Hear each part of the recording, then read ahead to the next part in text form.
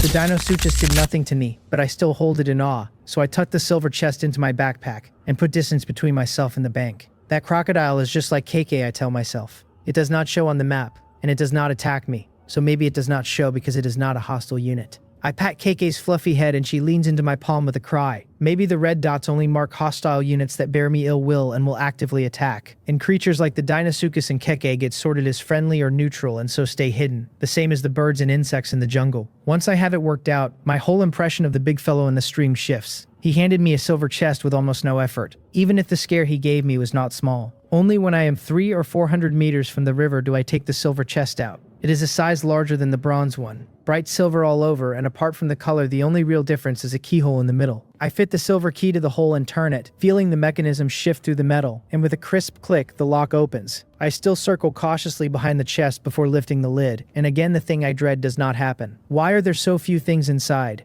There is only a thin sheet of paper, a golden compass, and a golden key. I pick up the paper, and my item identification reads it as a treehouse renovation contract, blue grade, that unlocks the treehouse renovation option once used, letting me renovate and decorate the interior and install weapons and defensive components on the exterior. My eyes light up. I can bolt weapons and armor onto the treehouse and turn it into a fortress. And if I truly arm it that way, maybe one day I can even kill the terrifying giant python at the center of the lake. On top of that, I can finally fix up the inside, because sleeping every night in a vast, empty 100-square-meter room with no functions is genuinely miserable. And no matter how big the treehouse is, I still have to climb down to bathe and handle my needs, which is far too much trouble. With this contract, I can build a bedroom and a bathroom, and finally make the treehouse a home. I use the contract right away. It shatters in my hand and sinks into my palm, and at once my spirit lifts. A warm current runs through my whole body, and I feel my strength tick up. The contract can even boost my own strength. I clench my fist and lift the silver chest off the ground, and sure enough, it feels far lighter than before. First the bear paw, now this.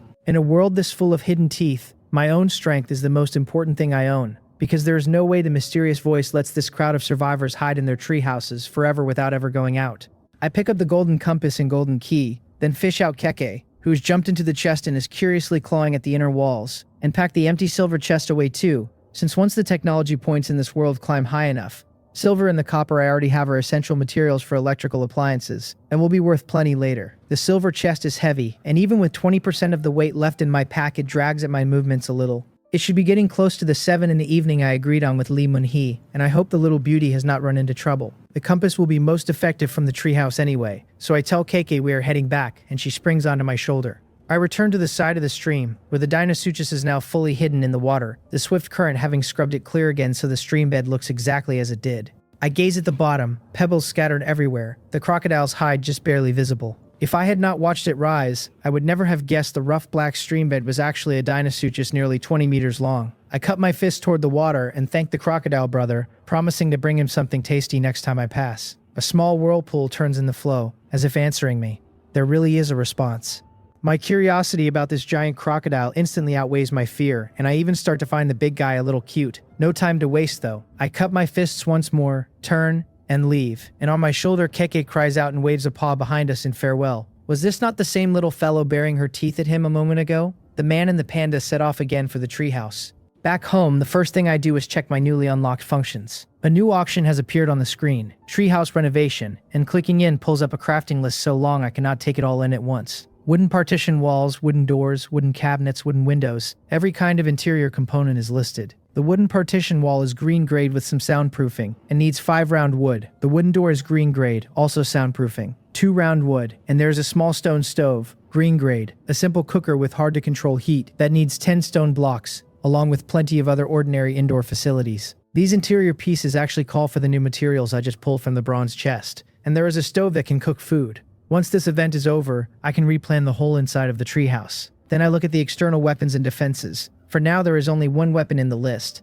an automatic heavy crossbow, green grade, mounted on the treehouse's outer walls to automatically attack hostile units, requiring 10 fine wood and 2 animal tendon. The heavy crossbow bolt is a heavy, sharp bolt that pierces beasts with its own weight but does not reach far because of that weight. Reusable, needing 2 fine wood and 1 stone block. There is also treehouse wooden armor, green grade, fitted to the trunk to cut down the damage beasts deal to the treehouse, needing 2 round wood. The exterior gear needs the new materials too, fine wood from felling birch trees and round wood from felling pine trees, so I clearly need to plant both seeds fast. With weapons that fire on their own and stronger defenses, I will have a far better shot at surviving the next beast tide, and I might even kill beasts and harvest materials while standing safe inside the treehouse, instead of risking my neck on a black bear the way I did last time. The heavy crossbow needs animal tendons though. I am still scanning the craftable items in the treehouse renovation tab when Lee Mun-hee messages me, asking if I am back, so she did not run into trouble. I have a stack of things I want to ask her, so I call her on video instead, and she picks up instantly. The second her face fills the screen, my eyelids twitch. She looks a wreck, her bare arms and thighs raked with scratches, her novice two-piece outfit torn ragged in places, even showing a little skin. She does not seem to have noticed any of it. She is too excited, and the moment the call connects, she blurts that she found a bronze treasure chest, then breaks off to wave a delighted hello at the little panda. Keke, draped over my shoulder, chirps a greeting back at her through the video. I ask how she got the injuries, whether the monster guarding the chest attacked her. She lights up and asks how I knew, then realizes I must have found a chest too, and tells me she just knew I would manage it. She points out that the regional channel shows hardly anyone has found a chest at all, and declares that the two of us are pretty amazing. I glance at the channel. The head count has fallen to 7,568, a few hundred more lives gone in a single day. I tell her plenty of people probably found chests but were taken out by the guardian monsters. I let the sentence trail off, and she understands and nods. Then she asks what kind of monster I faced, because hers, she says, was inside the roots of a vine. She faced the same thing I did. I tell her mine was at the roots of a vine too, that it burst out of the ground, struck at me twice, then died. She gapes and says hers did exactly that, erupting right under her feet, and that if she had not been so wary, she would have died on the spot. She has been reading the channel, and as far as she can tell, the others who got chests did not run into vines, so she had assumed everyone faced a different danger. I am browsing the channel myself while she talks. A few of the bronze chest survivors are very active, including the one ambushed by a snake right after climbing down from his treehouse at noon. Some were strangled by bull-thick snakes, some chased and gnawed by a dozen cat-sized rats. Some had a swarm of cockroach-sized bugs burrow into their bodies. Some were tangled by thorns that sprang up out of nowhere. Without exception, every one of those monsters burst out from underground. So she and I happen to face the very same guardian. I tell her I am not sure why, that maybe it is just coincidence, because I cannot work out the logic of it. Then I ask how she found her bronze chest in the first place. She admits honestly that she does not know, that she wandered around all day on a gut feeling and was about to give up when the vine ambushed her. Good grief, she is the embodiment of luck itself, stumbling onto a chest inside a 3-kilometer radius by sheer instinct. I ask whether what she got inside was also fertilizer and 2 bags of seeds. She nods and says yes, birch tree and pine tree seeds, the same ones people mentioned in the channel, so it must be identical for everyone. She adds that she has no idea what the round wood and fine wood are even for, since she checked the crafting list and nothing requires either one. I start to open my mouth, then decide not to tell her about the silver chest yet, because I cannot even explain that giant Dinosuchus in the river to myself. I only tell her the wood is probably tied to things in later chests. She shrugs it off, says she will just go with the flow, and announces she is not going out at night, that if the daytime is this dangerous, then nighttime is far too unsafe. Then she bumps her injured arm against the table beside her and yelps, snatching the hand back to rub it gently. I trade her the medicinal herb I found earlier, the kind that can be applied externally, and tell her to use it, that there should be plenty around her place too, though it looks basically like ordinary grass, and is hard to recognize. She studies the herb in her hand, says it looks exactly like the weeds downstairs, and reads off the description she sees, hemostasis grass, a special kind of grass. Without my discernment ability, her item descriptions are nothing like as detailed as mine, just one bare sentence. She marvels that I managed to discover this, and she has a point, because items have to be held or touched to reveal a description, and who has nothing better to do than fiddle with weeds until they happen to pull up the right one.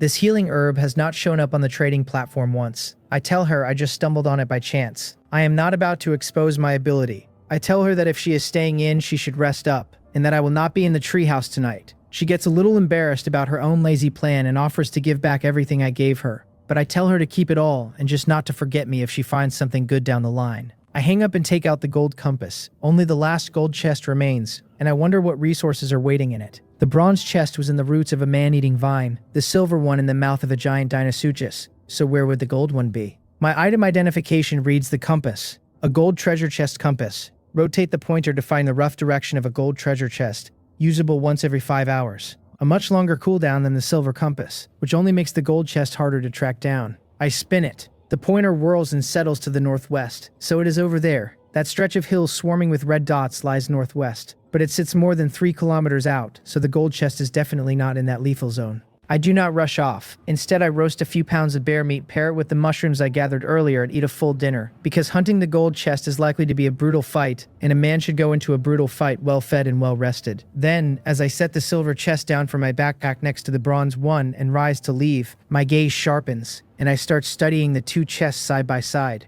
I had assumed their styles were completely identical, but together they show a difference. Looked at alone, each told me nothing, but placed next to each other, the patterns on the silver and bronze chests link up into a single image, an incomplete one. It is the side view of a beast's body. The bronze chest on the left holds the tail and hind leg, the silver chest on the right the middle body and front leg, and the head is missing, which means the head must be printed on the body of the gold chest. From the body alone, the creature looks a bit like the mythical Keelan, a frame like a musk deer, a tail like a dragon's, the whole thing scaled. I have already met two giant beasts in this world that defy common sense, the giant python in the lake and the giant crocodile in the stream bed, each one stretching the limits of my imagination, so even if I really saw a Cheelan here, I would not be all that shocked. I have no idea what the pattern means. Find the gold chest and the whole image will be clear at a glance. It is already 8 in the evening. Tonight happens to be a moonless night, the starry sky unusually clear, a brilliant river of stars hung overhead, a sight I never once saw growing up in the city. I could swear the moonlight was bright last night, nearly full. And yet tonight is a new moon. This world is strange enough that I do not dwell on it. It is another world, and it cannot be measured by the laws of Earth. I arm myself fully again and set off northwest.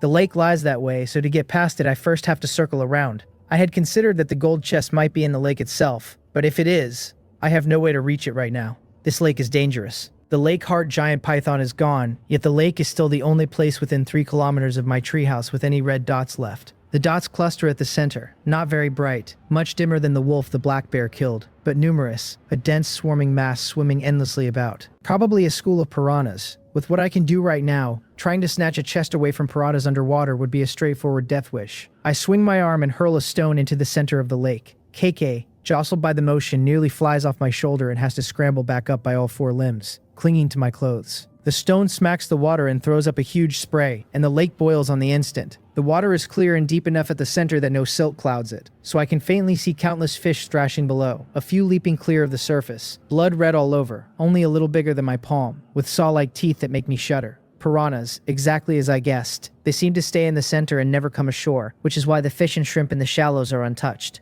Right then a startled grass carp blunders into the center zone, and the lake erupts again. The splash is higher than the one my stone made, a faint red bloom spreading from where the carp was before it dilutes and vanishes into the water. Cannot mess with that. Definitely cannot mess with that.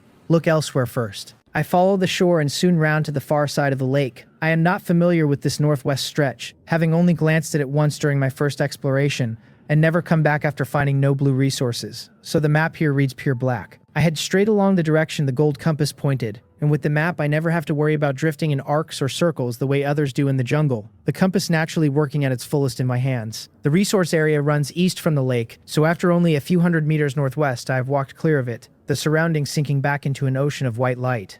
It does not bother me. The bronze and silver chests were both outside the resource area and far from the treehouse, with no high-level resources nearby, so by that pattern the gold chest will not be inside it either. I keep walking with no clue where I am headed, stroking Keke now and then. She is not leading the way like she did for the bronze chest. She just lies limp on my shoulder, listless. Makes sense, she has been at it all day, and now that it is evening it is past time for the little fellow to sleep. I ask whether the red berry and oranges I fed her have no special effect on her, since I gave her several oranges today and by rights she should not be sleepy if they worked. She tilts her head, her eyes barely open, full of confusion. So the blue resources do nothing for them. I hold her in my arms, stroke her fluffy tail, and tell her to sleep, that if I run into anything, I will wake her, and she will have to be sharp then. She answers with a soft sound, curls up, and falls asleep. The jungle at night is dead quiet, not even an insect. Only the rustle of leaves and my own feet on the grass. Without Kike shifting on my shoulder and sweeping her tail across my neck, I feel oddly off. There are no red dots on the map, but I keep my focus razor tight, constantly sensing the movements around me, and any change on the map. It is the same monotonous poplar forest, and after walking a long while I have not felt the slightest thing wrong. Then the reminder fires, warning me not to leave the treehouse by more than 3 kilometers or something I do not want to see will happen. I have hit the boundary again. I stop at the line and frown. This time I am genuinely at a loss. I followed the compass the whole way here and never picked up the faintest anomaly, which makes me wonder if the gold chest really is in the lake after all. Troublesome. I look up at the hills right in front of me. The vast dense army of red dots sits just on the far side, less than a kilometer off, but I cannot go out. and those beasts do not seem to want to enter my territory either, so for the moment it is safe. Then a thought rises in me out of nowhere. What would happen if I just walked past this boundary? What terrible thing could possibly occur? The thought takes root, and for some reason the desire to step out swells in my chest, stronger and stronger, the hills pulling at me like a fatal temptation, until I find my foot lifting forward on its own. This time the mysterious voice does not warn me. Driven by the want in my heart, I take another step, half a foot already past the boundary, and just as I move to keep going, Keiki stirs in my arms. She wriggles with a small cry, as if she cannot get comfortable, and that tiny movement is what snaps me awake. Except my third step has already landed. A violent crisis sense erupts in me, and I yank the stepped-out foot back, and the very instant I withdraw it, the ground where my third step was about to fall splits open and a sharp vine shoots straight up 4 or 5 meters into the air. Deep green, threaded with blood-red lines like blood vessels. The side of it crawls over my skin. I scramble back several steps, tensing every muscle to dodge, but the vine does not charge the way the bronze chest's vine did. It hangs in the air a moment, then slowly retreats into the ground, and on the map its red dot fades and is gone within a few dozen seconds. How could I have done something that reckless? I am a cautious man. I would never in my life pull a stunt that's suicidal, and yet I just did exactly that, and if Keiki had not stirred in my arms, I would have had my foot pierced clean through. Thinking back, the version of me a moment ago, ignoring every consequence and walking outward on nothing but raw desire, did not feel like me at all. Am I possessed? I feel like I am in real danger now. I did genuinely have the thought of testing the boundary, but it was only a thought and my caution would never have let me act on it. Yet I seem to have lost my mind, conquered by the wants in my own chest, and stepped out easily. There has to be something around here working on me. I look around on guard, and it is still the same familiar poplar forest and low shrubs. Only now do I realize the refreshing effect of the blue-orange I ate in the treehouse has worn off. So I take another blue-orange from my backpack and eat it, and my spirits lift again, the fatigue swept away, my mind instantly clearer. The surroundings are very quiet, the night jungle giving off its usual dark, cold, dangerous feeling. I stare hard at the crack in the ground where the vine emerged. If stepping outside the 3-kilometer range makes vines erupt to attack me, then standing where I am now, less than a meter from the boundary, the question is whether those vines can reach in. I remember the vine that guarded the bronze chest, how it attacked twice, then went dry and brittle and crumbled at a poke. While this one did not do that at all, never even turned to strike again, just sank quietly back underground. It seems within the 3-kilometer range I really am protected. To confirm it, I steel my mind and body and extend my foot past the line again, this time not in a daze, but on purpose. Sure enough, a red dot lights up fast. I dodge my foot aside, and a vine thicker than the last bursts through and shoots 6 or 7 meters up, this one studded with dense blood-red barbs that chill me with disgust. My foot is still outside the boundary, and the vine twists in the air and lashes straight for my ankle. I jerk the foot back to my side and dodge backward, but the vine does not cross the boundary, stopping short as if an invisible wall stands on the 3-kilometer line, and under my wary stare it does not strike again, twisting and spinning a few times before it gives up and retracts, underground. So that is how it works. Step outside the protected range and these strange underground creatures attack me. But once I return, they will not chase me, and even if they have already begun. Is it because crossing in would shatter them, the way the bronze chest's vine did? Then how do I explain the giant crocodile, and how is that 20-meter Deinosuchus able to move within the protected range carrying the silver chest? I cannot square it, but I can at least be certain there is something nearby working on my mind, trying to lure me out of the 3-kilometer range so these underground vines can kill me. Could it be the monster guarding the gold chest? I pat the little fellow in my arms. Keiki twists and slowly opens her eyes with a questioning cry, and I ask if she can feel anything unusual around here. She rubs her eyes with her paws, and then the soft little fur ball in my arms suddenly goes rigid. She springs out, plants herself somewhat nervously facing the direction behind me, raises both paws, and makes the gesture that means she has run into danger. I pull my stone spear and aim it that way. She stretches out a paw, tugs my pant leg, and signals me to follow, and I tell her to be careful and not get ambushed. That direction is somewhere I have never been. Pitch black on the map. We have not gone far, maybe a few hundred meters, when I catch a peculiar fragrance in the air that grows stronger the further we walk. I rub my nose, which has started to itch, uncertain whether it is some kind of floral scent. As I keep going, the poplars seem to thin out, and underfoot it is no longer just weeds and shrubs, more and more small yellow flowers swaying gently in the breeze. The scent turns overpowering and my mind goes a little floaty, my pace quickening on its own, until I catch myself and pinch my arm hard to force clarity back. It is this floral scent. This is what was luring me to step out of the protected range earlier. Probably it was thinner back at that spot and fooled my nose, but now I can feel it, and the sensation working on my mind is exactly the same as before. I quickly lift my shirt to cover my mouth and nose, then find it gets in the way of moving, so I pull it off entirely and tie it across my face. I call KK back so we can walk together, since I have already sensed the danger and cannot keep letting her lead, and she climbs nimbly up my leg to my shoulder, untouched by the scent. This little fellow truly is a mystery. I grip the spear and press on. The poplars keep thinning, the yellow flowers thickening, and even with my face covered, the pungent scent makes me knit my brows. Though whether from my tight focus or the blue-orange, it does not seize my mind again. Then I stop. The poplars are gone, and underfoot is a sea of flowers, bright yellow, and right before me a gold treasure chest sits gleaming in the middle of it. My eyes light up. I had not expected to find the gold chest here, but I do not walk up and open it, because something feels wrong. A gold chest will never come this easy. Hidden under this sea of flowers there has to be a vast crisis. There are no red dots on the map, but I do not stop watching it, because even though the map will not show underground monsters, it warns me just before one surfaces. And that is enough. Gripping the spear, slowly, I walk toward the chest. By my earlier reasoning, this monster amplifies the thoughts in my mind until I lose myself completing them. So I have to fight every desire down. Strangely, I feel nothing unusual now, my head exceptionally clear. None of that swelling want or the urge to act on it. Nothing happens, and I just walk step by step right up to the gold chest. I stand in front of it, puzzled. Just like that, I made it across. I lower my head to the gold chest and hesitate to open it. Is it really this easy? I scan the surroundings. On guard, dead center in an entire sea of yellow blossoms swaying gently all around. A flower sea in the middle of a poplar forest looks wrong no matter how I turn it over.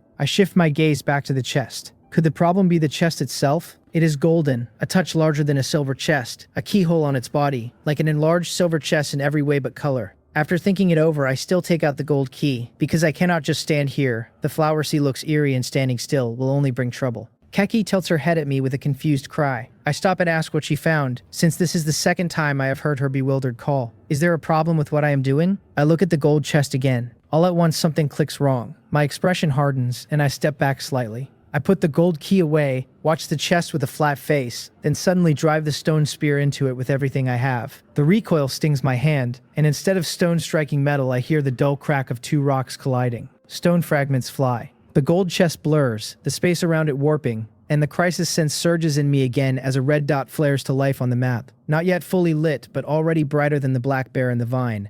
It is a big one. One thought moves through me like lightning. Run. I bolt for the nearest poplar, glancing back with my peripheral vision toward where the chest had been. With the illusion gone, there is no gold chest at all, only a rock the size of one. It really was fake. The rock shudders. A crack splits it open with sharp snaps, and then it shatters and a huge blood-red flower shoots out of the hole. A thick thorn-covered stalk like a bramble climbs madly upward, lifting the flower nearly 10 meters high. The petals are an eerie blood red dotted with dense raised yellow spots.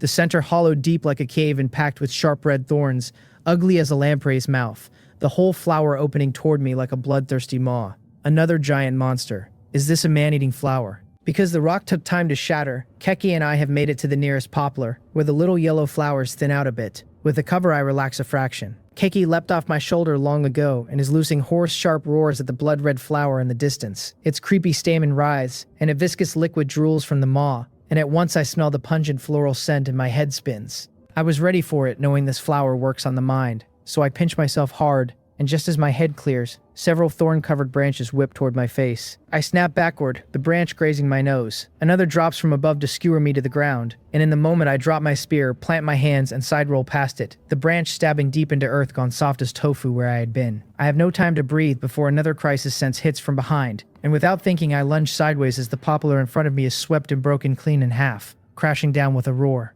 This flower's branch can snap a tree. I roll up fast. The scent drags at me, my movements turning sluggish, like something heavy presses on my back, and the harder I breathe, the more of it I inhale, and the foggier my brain gets.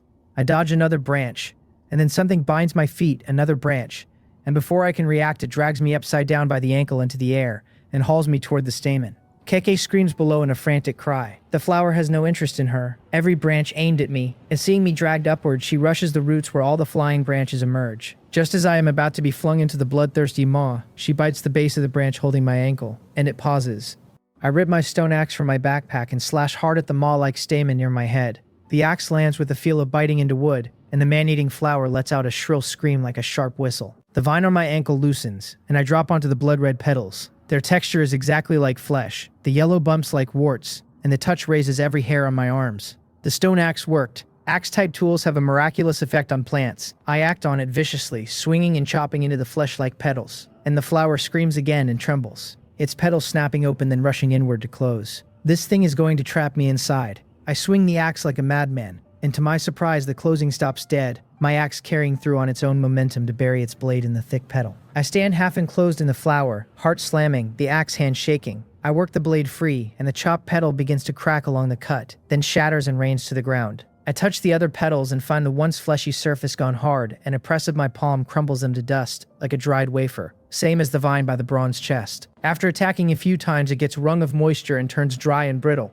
breaking at a touch. When the bud closed, the stalk tilted forward, leaving the flower only about 3 meters off the ground, so I grab the edge of the fragile flower center, hang my body off it, then let go and drop down easily. Under my weight, the dried specimen-stiff body of the man-eating flower snaps clean, and the huge bud falls and shatters across the ground. Keke springs into my arms and buries her fluffy head against my chest. I stroke her head and tell her it is over now, the relief of a narrow escape washing through me. Even one wrong step today and I would have already left this world. The little yellow flowers on the ground start withering fast, and soon the whole sea of yellow becomes a barren, desolate patch where not even weeds grow. I sit down, set Keke on my lap, and put my shirt back on, replaying everything while I steady myself. My mind really was affected.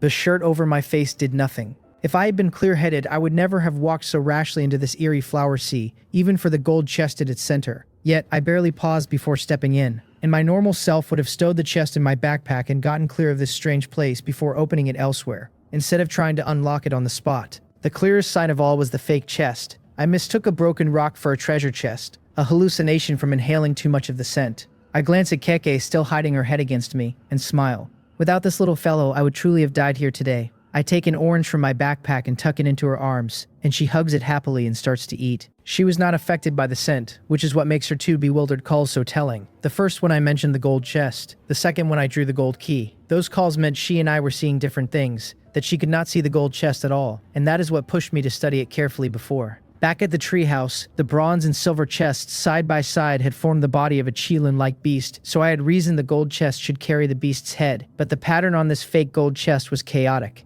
I could not be sure of the patterns either way, but better safe than sorry, so I drove my spear into the fake chest, and it really did break the illusion. If I had not caught it and had used the key instead, the rock cracking open would have been hidden inside the illusion of the chest opening, and I would have had no time to run, no time to even react, before the man-eating flower swallowed me whole. After that I did my best, and in the end I saved my own life. This man-eating flower was far more dangerous than the beast tide or the vines, and it drives home how weak I still am. Without Keke and a string of coincidences, I would have been dragged step by step into hell by a thing that warps my own mind, never even realizing it. These strange creatures are truly terrifying, far worse than any wild beast. The one mercy is that they cannot operate long within 3 kilometers of the treehouse. The vines only struck twice before dying, and this flower held out a little longer but still could not escape ending as a dried, crisp specimen. I rest a while, then stand, pick up the spear I threw down, and start clearing away the brittle remnants of the flower. This thing has to be the gold chest's guardian, and maybe the chest is hidden inside its body the way the bronze one was inside the vine.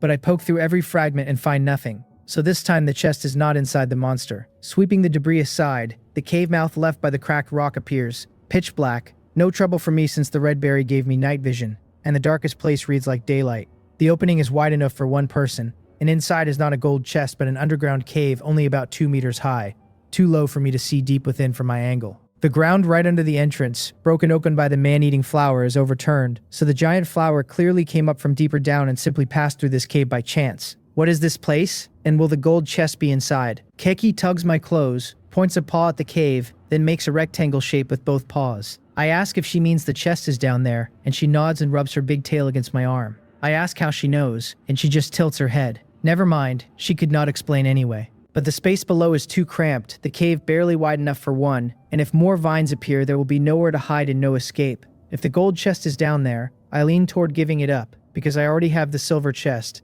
and so at least will not be eliminated at the end. Seeing me hesitate, Keke jumps from my arms, grabs my pant leg, and tries to lead me down. My heart stirs, and I ask if there is no danger below. She nods her small head, and that affirmative answer drains away a good deal of my fear of the unknown in the cave. Her sense of danger has been dead accurate so far. The bronze chest, the man-eating flower, all of it, warning me before the monsters appeared, while she never flagged the harmless Dana Suchis.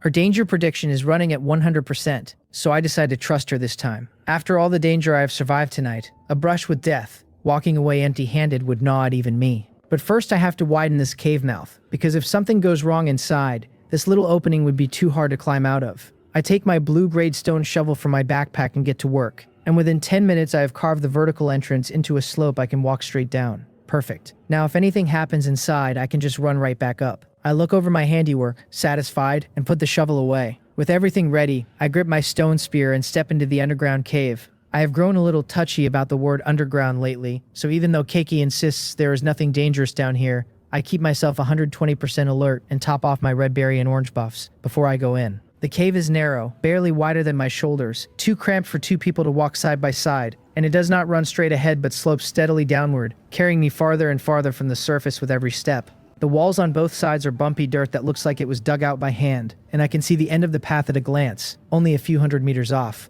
A dead end, I mutter, frowning. I check every wall along the way, expecting branch tunnels, but when my fingers finally touch the dirt at the very bottom, there is nothing else. No other passage. The floor here has stopped sloping and gone level, and by my rough count I am 20 or 30 meters below the surface now. I look down and find Keiki at my feet, pawing at the ground one little stroke at a time, and when I focus my gaze I see the soil in that patch is a slightly different color from everything around it. If not for the night vision that turns the dark as clear as day, I would never have caught the difference even with a torch in my hand. The soil has been loosened. The gold treasure chest has to be buried right here. I tell Keiki to leave it to me, scoop the hardworking little fellow back out of the way, and pull out my stone shovel to dig at the discolored dirt. A clod splatters onto Keiki by accident and he cries out in protest, shakes himself clean, and comes over to hug my calf with both paws. I laugh and apologize, patting his head, feeling the grit stuck in his fur and brushing it off, promising him a bath once we get home. He gives a satisfied little chirp. I keep digging, but even when the pit reaches my waist I have not turned up a thing. As I go deeper, the soil takes on a faint reddish tint. Not obvious, but I can tell. I hesitate at that, because the dirt under my feet looks like it has been soaked in blood, and it reminds me of the blood-red threads and barbs on those dark green vines, and the bloody petals and stamens of the man-eating flower I saw earlier. I sigh and pat the little fellow's head and tell him that if something happens down here, we are dying together. He hugs my calf with one paw and thumps his own chest with the other, as if swearing that no danger means no danger. So I decide to keep trusting him. I have come this far, and quitting halfway would be a waste. I do not just dig straight down. Like at the cave entrance, I carve out an upward slope first so I have a path to walk back up, and I spread the loose soil along the passage so it will not block my exit. The first rule is to leave yourself a way out, because if I have to go deep, climbing back up a sheer hole would be murder. When the hole is almost as tall as I am, my shovel cracks against something hard, and the sound is wrong for stone, more like metal. My eyes light up. The chest. I dig faster, clearing the soil away, and there is indeed metal beneath me, but to my disappointment it is not gold, it is iron, its surface caked in a layer of dark red rust from however many years it has spent buried here. I scrape the dirt off the exposed face and realize it is no small trinket but an underground iron door, square, with a rusted handle on top, like a manhole cover that someone forgot to make round. Around it, the earth is all that blood-stained red, completely different from the ordinary red soil I have seen before. I grab a handful and read it, and it comes back as contaminated soil. Gray grade, dirt corrupted by some unknown power, useless to survivors. Of course there is something wrong with the soil too. The only way left is down. I clear a flat patch to stand on, grip the handle, take a deep breath, and haul up with everything I have. The door is heavy, but it is not locked, and with 2 strength enhancements behind me, I drag it open a crack, the rusty metal letting out a sharp screech. Before I can pull it any further, a thick, foul stench surges out through the gap and drills straight up my nose, and I gag. My grip slips, and the door slams shut again with a bang. Even Keiki shrieks and dry heaves at the smell. I demand to know what is inside this thing to make it stink like that. I have mild pharyngitis and I gag at strong smells anyway, but this has nothing to do with my throat, because that odor blows past anything a normal person could stand. It is spoiled canned herring stirred into moldy, sour bamboo shoots. A smell the body simply refuses to accept. There is nothing for it but my old trick, so I yank my shirt up over my nose like a mask, grab the rusty handle again, and pull with my full strength until the door grinds open. I push past the nausea and add more force, haul in until the whole iron slab flips over and slams flat onto the far side. A cloud of reddish gas drifts up from below, and the stench floods my nose. And I cannot take it. I bolt into the upper passage, drag the shirt down off my face, and vomit. Keiki clings to the cave wall with his little paws, retching beside me. This will not work. The whole cave is full of it now. I grab Keiki and rush straight back to the surface, gulping the fresh jungle air. I have never thought the jungle smelled this good. Even the faint trace of man-eating flower on the wind is pleasant now. Once I have recovered a little, I make myself go again, because I will not give up over a smell. With a tragic look on my face, I head back to truly enter that reeking door, and just as I am about to climb down, I freeze, my eye twitching. A faint red gas is drifting up out of the entrance I widened, spreading around the mouth of the hole and wafting right toward me, into my nose. I gag again. so I sit 10 meters back from the cave entrance, holding keke, and wait for the red gas to clear. It is not that I do not want to go in. The smell is just past what a human can bear, and I am also worried the gas might be poisonous. Throwing up my dinner has left me a little weak, but otherwise I am fine, though who knows what too much of that stuff in my lungs would do. Better to be careful. Gradually the gas stops drifting out, and the red haze around the entrance thins under the wind. When I look in, there is still a faint red tint inside, but it is much lighter than before. The cave is not ventilated, so I cannot expect it to clear completely, and this is the best I am going to get. I sigh and ask Keke if he is still coming down with me. His little body stiffens, and after a moment of hesitation, he nods and hops onto my shoulder. This little fellow. I pat his head, tie the shirt over my face, grit my teeth, and go in. The passage is hazed with faint red, but to my surprise, the gas does not fill the whole space. It only drifts along the upper part. I try bending low, and sure enough, although the air down near the floor still carries that eerie stench, it is within a range I can stand. So the strange gas is lighter than air, which means whatever was trapped behind the iron door has mostly dissipated already. That makes it easier. I walk hunched over until I reach the open door, and looking in I find a square iron shaft just wide enough for one person, with a rusted iron ladder fixed to the wall, running down into who knows what depth. The ladder makes me uneasy, all that rust, but I step onto it and start climbing down. The shaft is endless, and step by step the only sounds in the well-light dark are my own footsteps, and the occasional whimper from KK on my shoulder. The little fellow is scared too, gripping my shirt with all four limbs so he will not fall. This passage is too long, I tell myself. Surely I have not climbed all the way underground. My arms begin to tremble, but there is no choice. I'm already halfway and cannot just give up and climb back. I keep going down, and just when I feel I am about to lose my grip, I drop the last 4 or 5 meters onto solid ground. I made it, I say, crossing my hands to knead the burning muscles in my arms, and I marvel at how much iron a shaft this long must have eaten.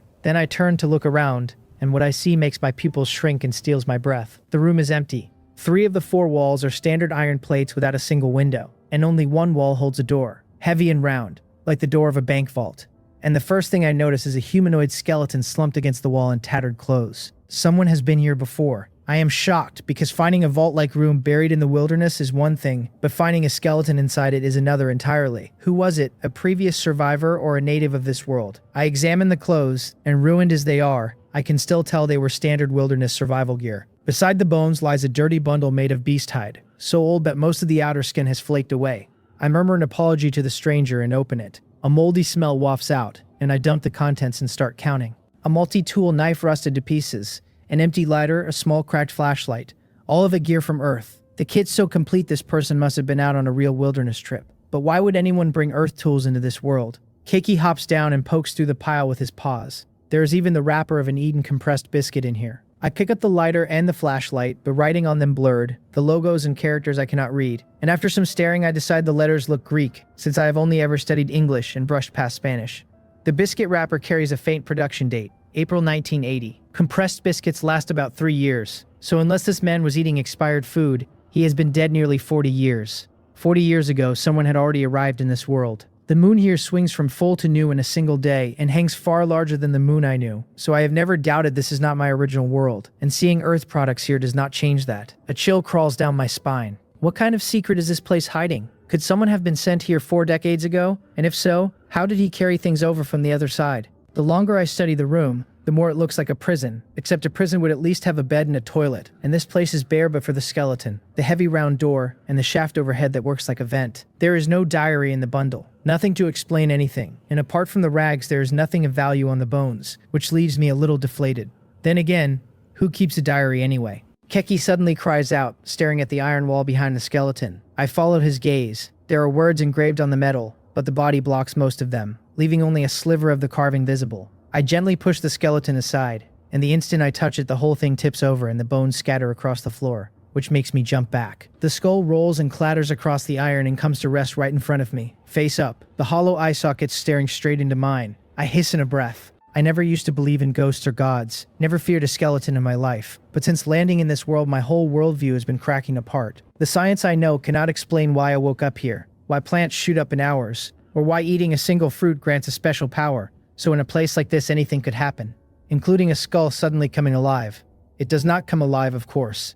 It just keeps staring. The iron room is dead silent. I push the strange feeling down and look at the wall, now uncovered. A string of words is carved there, likely cut with a knife, and there are purple-black stains beside them that look like dried blood.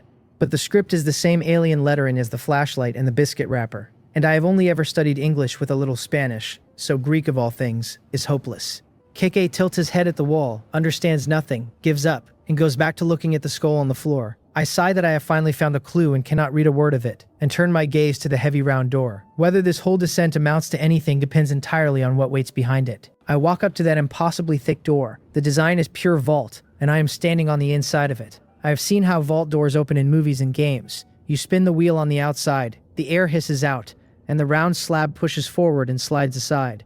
But I am inside, so there is no wheel to turn, only my hands to push with. The metal grates harshly as I throw my whole weight against it, and it gives, sliding slowly open. It is working, I say, and a surge of joy carries me on, until with a crisp click the round door pops clear of its frame, leaving a 2-finger gap. I do not rush it. I peer through the gap expecting another modern vault chamber on the far side, and instead I see an earthen wall of pale red soil, like the mouth of another cave. Another cave out there. I am puzzled. Does that mean a square iron room sat buried down here completely alone, a European from the 1980s dead inside it? How strange. I start to ask Keke whether there is any Dan, and stop short. The little fellow is sprawled on the floor batting a skull around with his paws, treating it like a ball, slapping it this way and that. A cute little panda, playing with a human skull. My eye twitches. He looks up at me, confused, and I remind myself that he is a panda, that I cannot expect him to fear a human skull, and I shake my head and tell him he is getting a serious bath when we get out. He chirps. Honestly, his antics chase off most of the inexplicable dread the skull gave me. I ask if there is any danger outside, and he shakes his head. No. I take a deep breath, work my fingers into the gap, and drag the door sideways until it stands halfway open, enough to pass through. I step out, look around, and freeze.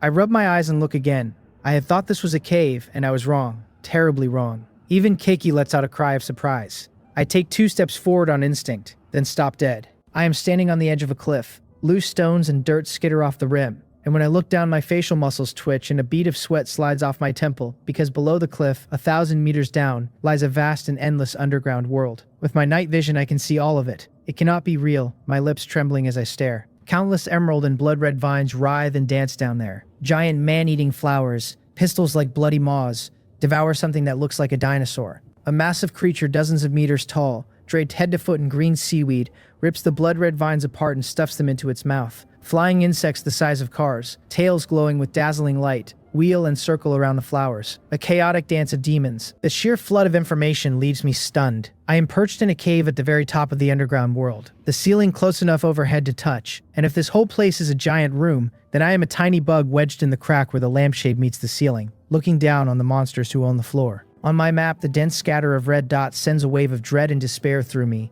Then the mysterious voice speaks in my ears again. It congratulates me, says I have discovered one of the hidden secrets behind this world, and become the first among this batch of survivors to find the underground world, and that rewards will be handed out after the jungle exploration activity ends. It warns me, in that same calm tone, never to share the secrets of this world with anyone who does not already know them, or face an extremely severe punishment. It tells me not to panic, that the underground world is nothing survivors can deal with at this stage, that the beast riot is the problem I should be solving now. It urges me to keep striving, to grow stronger, to survive, and it adds one more friendly reminder, that I must never abandon my small treehouse, because the treehouse is my only reliance. Against the backdrop of all these monsters, I find that voice oddly kind right now. I demand to know where this is, why there is a space this huge underground and so many monsters in it. The voice only answers that the secrets of the world are for the survivor to uncover alone, and no matter how I push, it will not speak again.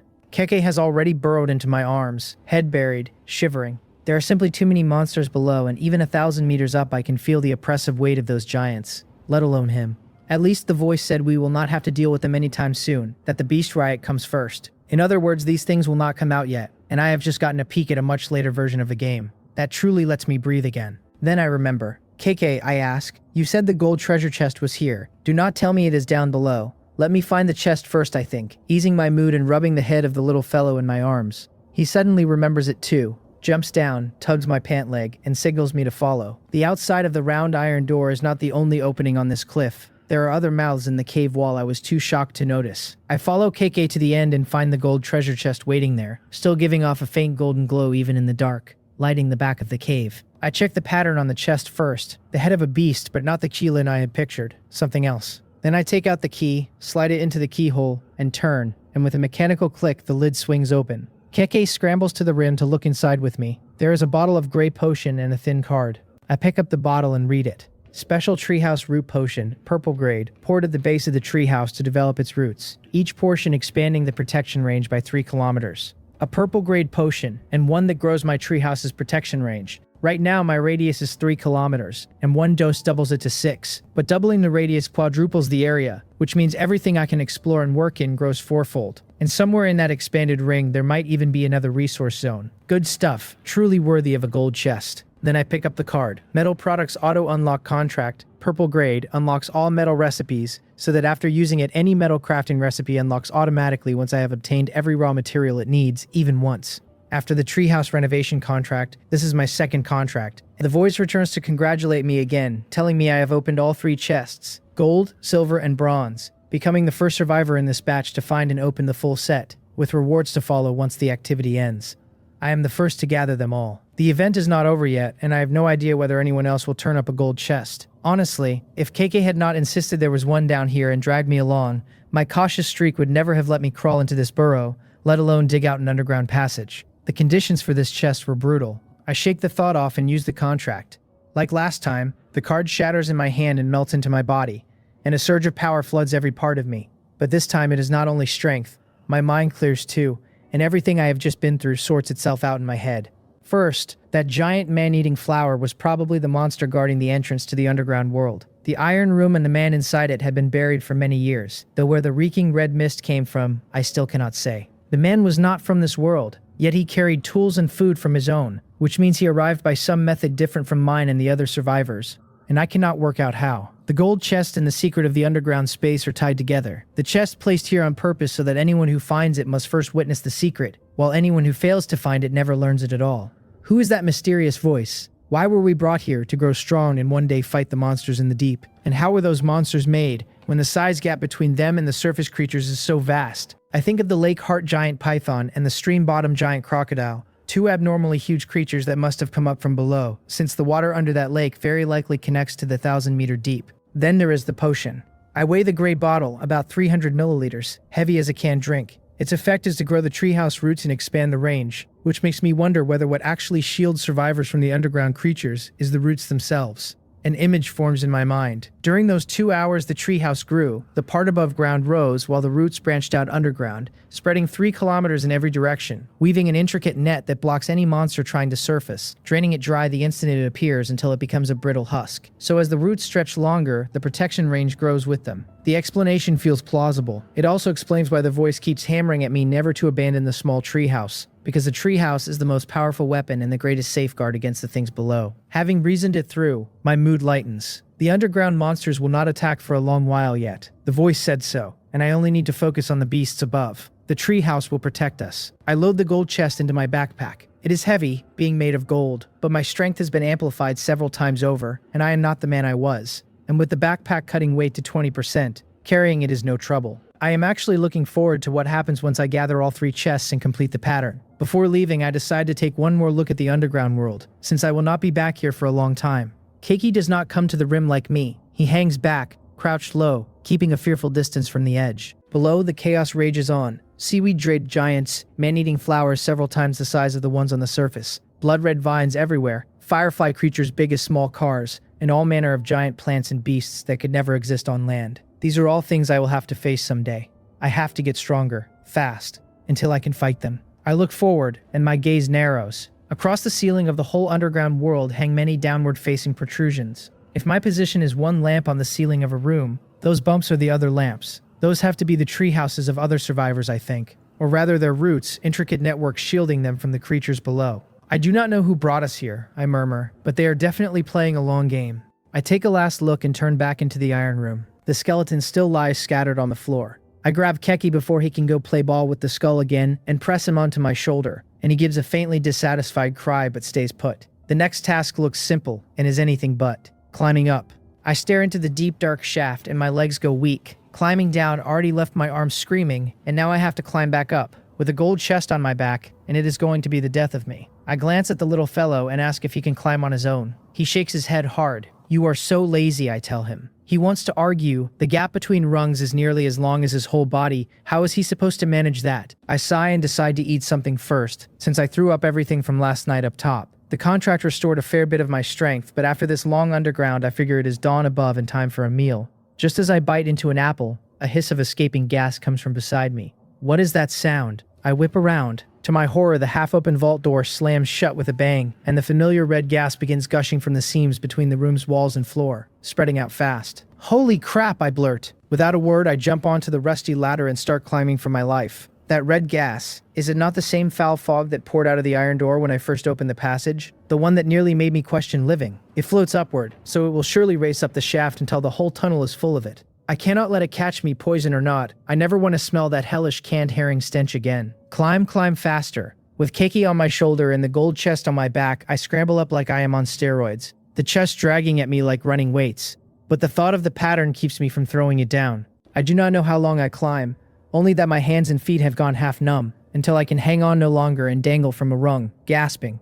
I look back in terror, and to my surprise and relief, the fog has not kept pace. It is still far below. Just a faint red glow at the bottom. The gas spreads much slower than I feared. I let out a huge breath and sit on a rung to rest. Might as well eat before it catches up.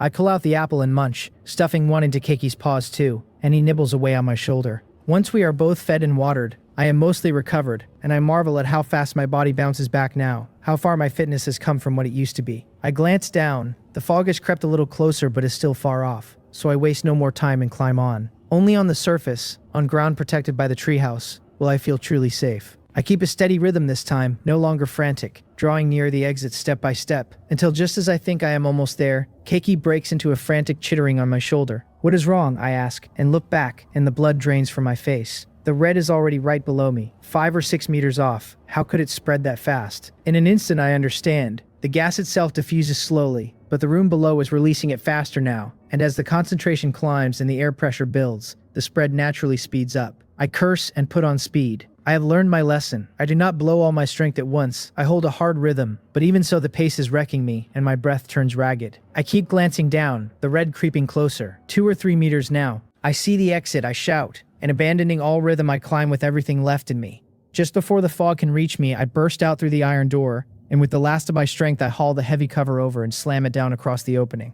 A few wisps of red smoke squeeze through the final gap, but the rest stays trapped beneath, locked in that impossibly long shaft. One of those wisps drifts into my nose, and a single breath of it turns my stomach, and I cannot imagine being immersed in the whole cloud. I sit by the exit gasping, arms and legs shaking from all the climbing, my head spinning. Keiki lies across my leg, tilting his head as if asking why I'm so wrecked. You little thing, I grumble, rubbing his head. After a few minutes my strength trickles back and I stand. I walk out of the passage into sunlight, the sun already high. After so long in the dark, my eyes cannot take it, and I shield them with a hand until they adjust. Then I look at the ordinary plants on the ground and finally let out a relieved smile. The world below was too oppressive, the strain and shock of it never letting up, and after seeing those monsters I find the surface beasts almost cute. Around me is still the wasteland, the withered yellow flowers left behind. Home, I say. Time to go home. I just want to crawl back to the treehouse and sleep. The orange buff keeps my spirits up, but my body and mind have hit their limit, and I want nothing more than to lie on my bed and rot. From here it is about an hour's walk. When am I finally going to get some transport? I groan, my freshly rested legs already aching at the thought. I glance at the little fellow dozing on my shoulder and shake my head, since I am clearly the mount around here. No other way, I have to walk back. It is the afternoon of the second day. The sun sang around 2, the hottest part of the day, so I take out the bottled water from my novice supplies, gulp twice, and amble toward the treehouse like a man on a stroll. Once I use that special treehouse root potion, the protection range will push out another 3 kilometers, quadrupling the area, and a ring that size will be exhausting to cover on foot. I open the map. For now, the only beasts left in range are in the hills to the northwest, and once the range expands, those hills will fall inside the protected zone too. Iron armor should be unlocked by now, I think, so maybe I can head over there and hunt. After more than an hour, I reach the lakeside, the treehouse on the far shore. The water is calm, the faint shapes of piranhas drifting at the center. Something feels off. The piranha's range seems to have crept wider, the nearest one a little closer to shore than when I left last night. I tell myself it is probably a coincidence, since I have no good way to deal with them yet anyway.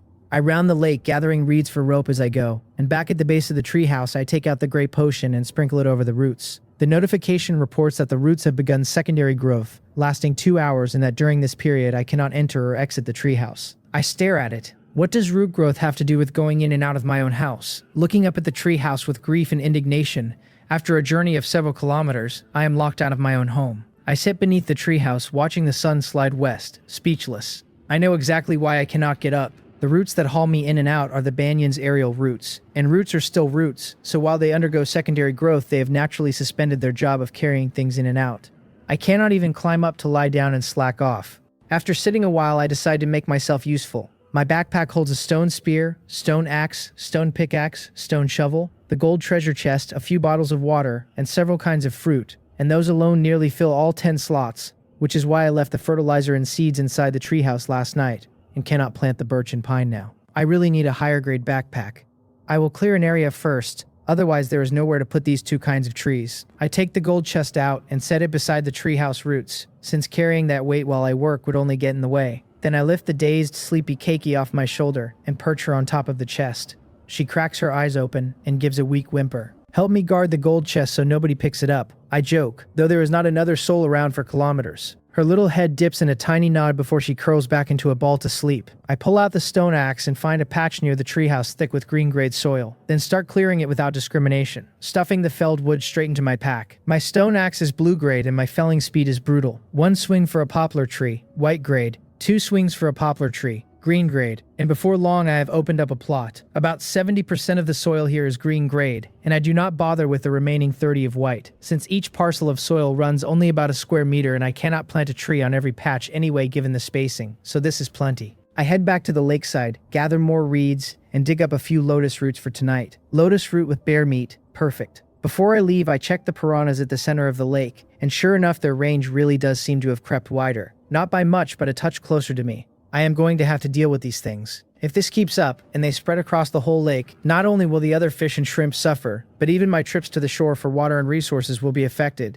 And if they ever swim into the creek, I do not dare picture it. I wonder if the giant crocodile in the creek could handle them. The notification rings then, telling me the secondary root growth is complete, and the treehouse protection range has expanded to a 6-kilometer radius. I am overjoyed. I can finally go home. Keke, awake after her 2-hour nap, sits blankly on top of the gold chest. Let us go up, I tell her. We are going home. She gives a small chirp. I load the gold chest back into my pack, and the wood plus the chest is suddenly almost more than I can manage, so I scoop Keke up and hurry her inside the treehouse. After dropping all the harvested wood on the first floor, I climb back to my 3rd floor and collapse. So comfortable, I groan, throwing my pack down and crashing onto the wooden bed, which rapidly restores body and mind, the relief washing over me the instant I lie back. Keke curls up beside me and falls asleep again, but I do not rest long. The moment I sit up, the mysterious voice speaks again. It announces that the jungle exploration activity has ended, congratulates every survivor who found a chest and claimed limited resources, calls them excellent treehouse explorers, and tells those who found nothing not to lose heart, that this is only the first step and there is still a chance to catch up. Then it says the regional leaderboard for the event will now be posted, that the top 100 will receive rewards, and directs us to check the screens inside our treehouses. And to the bottom 50 survivors, it adds, in the same even tone, that they have 10 minutes left and should say their goodbyes to the world. I hurry to the screen and tap it, and a new option is unlocked, the leaderboard. Opening it, there is only one event to pick, the jungle exploration activity, and beyond that a ranking appears before my eyes. First place is mine, it reads. Open the gold, silver, and bronze chests and obtain several other materials. Highest grade blue. Second is Ji Cho Yang, same 3 chests, same blue. Third is Wan Guisan, silver and bronze, highest blue. Fourth is Li Munhee, silver and bronze, highest blue. The list runs all the way down to a man named Yuk Inga in 7,132nd place, who obtained no chests and no materials at all. So I cannot stay anonymous, I think. I would honestly rather my name not hang at the very top. It only invites trouble, but whatever. If it is real names, then it is real names. My gaze narrows on the man in second, Ji Cho Yang. I know that name all too well, the one who spent the newbie protection period drawing up plans for everyone, whose guides in the regional channel during the Beast Riot kept our regional death rate far below the world average, and saved a great many lives. He actually found a gold chest, I murmur, which means he knows the secret of this world too. When I discovered the secret, the voice warned me not to share it with anyone who does not know it, but what about someone who already does? Could we trade information? Whether he has a special ability like mine or pulled off the gold chest entirely on his own, either way, he is a powerhouse worth befriending. Further down, I spot Li Munhee in 4th, and I am floored. This little beauty opened a silver chest. I always took her for a cheerful, lucky rich girl, but ranking 4th out of more than 10,000 is impossible on luck alone. When we chatted before, she described getting her bronze chest like it was nothing. And though she was covered in injuries, she showed none of the weakness of a hurt person, more like excitement. Across the whole leaderboard, counting me and Ji Cho Yang, only 9 people obtained silver, and she is 4th among them. Just like me, she is hiding something.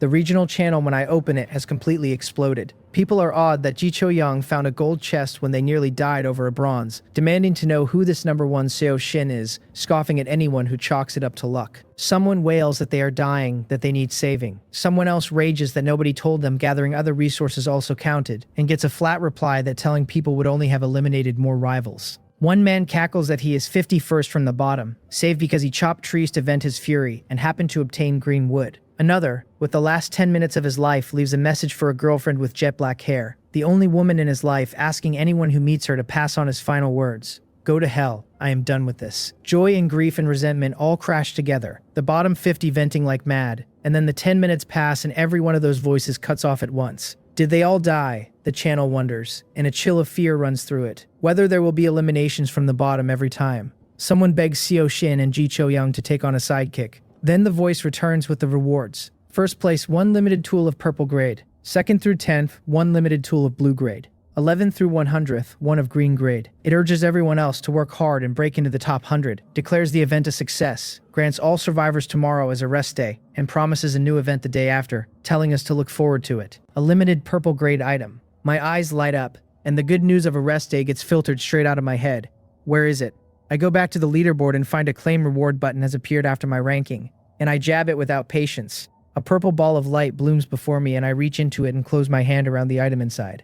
A watch. It is a silver white watch, exquisitely made, the kind of thing that could pass for a world-class mechanical piece. I read it. Mechanical treehouse watch, purple grade, possessing all the properties of a mechanical watch, wound by the motion of my arm through the day, carrying all the capabilities of the treehouse screen and usable anywhere within the treehouse's protected range. And the face is sturdy enough to block a blade in a pinch. All the capabilities of the treehouse screen. The screen currently does 4 things: talk to other survivors in the regional channel or private chats, trade on the trading platform, craft supplies that do not require a synthesis bench or weapon bench, and view the leaderboard to claim rewards. With this watch I can do all of that even when I am not inside, basically a portable small treehouse on my wrist, enough to set up a little stronghold elsewhere using the treehouse's functions. This watch is way too strong. I strap it on at once, and when I wonder how to use it, a phantom screen projects above the band, identical to the 100-inch screen but smaller. No batteries, no charging, just the daily motion of my arm to wind it. I stroke it, unable to put it down.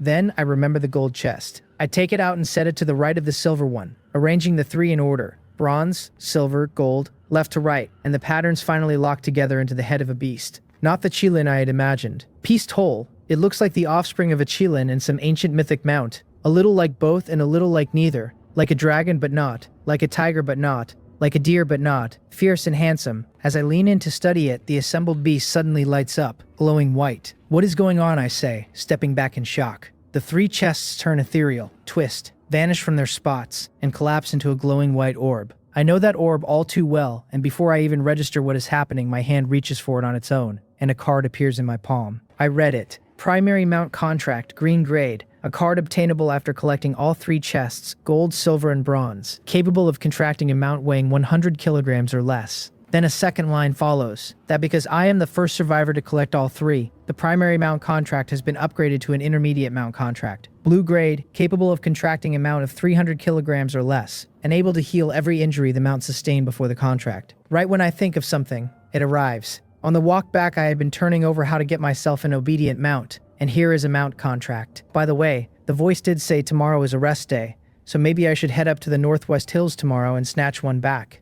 It is just a shame the 3 chests are gone, since I had meant to keep them for the gold, silver, and bronze metal inside and smelt them into ingots once I could. Right, I can make iron now too. I hurry to the weapon and armor crafting bench and open the list, and a crop of new iron weapons has appeared. Iron-backed bow, green grade. Iron bars set into the back of the bow for far greater range and power, but demanding high skill and great strength and brutally hard to use, not recommended for beginners. Durability 200, needs 5 green wood, 2 green iron blocks, 1 green animal tendon. Crossbow, green grade, a bow fitted with a stock that separates drawing and loading from releasing. Easier to use with better accuracy and range. The drawback being you must draw and load for every shot so the rate of fire is slow. Durability 200, same materials. Iron pointed spear, green grade. The the most powerful iron weapon for fighting beasts. 1 inch longer being 1 inch stronger, the sharp head punching easily through beast hide. Durability 200, 5 green wood and 2 green iron blocks. There are knives, swords, and daggers too, but my attention has already been caught by the crossbow. Is this not the perfect ranged weapon for someone like me who has never touched a bow? I have been chewing on this, that even if I crafted a bow, at my level, never having drawn one in my life, would I ever actually hit anything?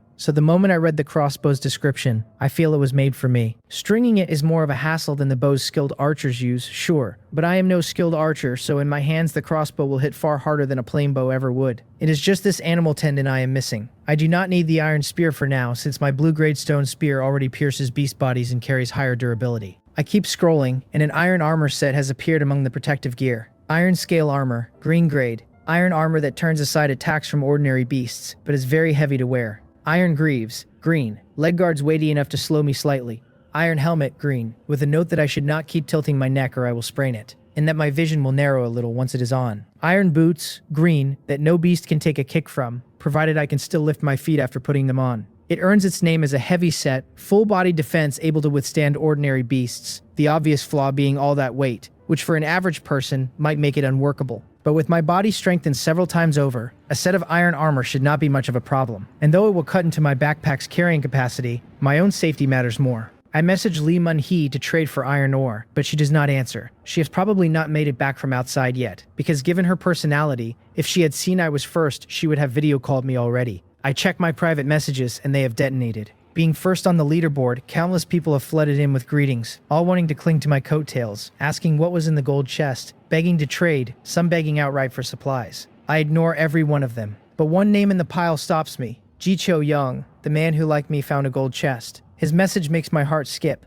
asking whether I already know the secret of this world. My guess was right then. Anyone who found a gold chest must know the secret. I think it over and reply that I do, near the gold chest. He answers fast, that he wants to cooperate. He has said exactly what I was thinking, so I ask how. He proposes exchanging information over a voice call, very polite, and I dial him straight away. He picks up at once. I can hear him breathing, but neither of us speaks first. I still have reservations because although his words suggest he knows the secret too, this world is so strange that who can promise the secrets we each know are the same? And if they are not, exchanging information would break the voice's rule against sharing with someone who does not know. He breaks the silence first, his voice deep and resonant, like a broadcaster saying 2 words, underground world, and asking if I know what he means. A smile pulls at the corner of my mouth, and I tell him I have heard a great deal about him, the one who led everyone through the first beast riot. His tone relaxes, brushing off the praise, saying that as long as it does not harm his own interests, he helps where he can, that we are all compatriots. Your awareness is high, I tell him. From that one line I have read the man, not the cold-blooded type who climbs over corpses, nor a bleeding heart saint, but something in between, a normal person, though I cannot rule out a performance. He laughs, then turns serious, asking what I make of the underground world. Since I know our secrets match, I stop holding back and tell him I saw it near the gold chest, and that as of now only the 2 of us know. He agrees, says that since he proposed the cooperation he will show sincerity first, and recounts finding a passage down while searching for the chest, climbing to the bottom, and seeing many huge monsters like enlarged versions of the surface chest guardians. I cut in to finish his thought, and he is relieved, his experience matching mine, having feared that voicing it aloud would draw punishment from the voice. He goes on that he studied the bronze chests and asked several survivors who got silver ones, and the answers were identical, so chests of the same grade hold the same supplies. To prove sincerity, he tells me his gold chest held a special treehouse root potion and a metal products auto-unlock contract. I match him, telling him the former expands the treehouse's protection range, and the latter unlocks a recipe once all its raw materials are obtained. Exactly, he says. You and I think alike. Right, he does not have my discernment ability and cannot see the true function of supplies, so to him I simply reasoned it out. Lucky he is sharp, or I would have exposed myself. I find myself sweating a little. To be honest, he says, I want to build a small organization with the 2 of us at its center, every member a survivor who has obtained at least a silver chest. Gather the strong in one place and they can trade supplies, share information and benefit one another far more conveniently. Only those with silver chests can install equipment and defenses on their treehouses, and only he and I can craft high-level metal weapons and armor. We can set a reasonable price together, he says, sell our gear so even people without silver chests profit alongside us, and pull low-level materials from them through trade, sparing us the chopping and mining. Listening to him, I find a growing admiration for this man, no more than 30 by my guess, already thinking long-term while I am still chewing over my own affairs. I get it, I say, a strategy group, and I have a few questions, and if your answers satisfy me, I will join. Go ahead, he says. First counting you and me, there are 9 people with silver chests. So how do you plan to convince the other 7 to join? He must have anticipated it, answering that of the other 9. The 3 ranked 3rd, 5th, and 7th have been in contact with him since the newbie protection period and got their silver chests with his help, so we only need to handle the remaining 4. And the key to that lies with me. Me, I echo, secretly alarmed. Counting him, 4 of the 9 are already tied to him. This guy really is a big shot. Exactly, he says. If you join, then in all of District 188, only we 2 can produce metal weapons, armor, and tools. And the green grade gear performs about as well as the blue equipment made before. Iron ore is scarce, and there are only 2 of us, so capacity is short. If we announce that the metal tools we make are open for trade only within the organization, how do you think the top 10 experts will choose when they want to grow stronger and an organization trades and shares far more efficiently than going it alone? No mandatory requirements, all benefit and no harm, so why refuse? A monopoly then, with a capitalist flavor.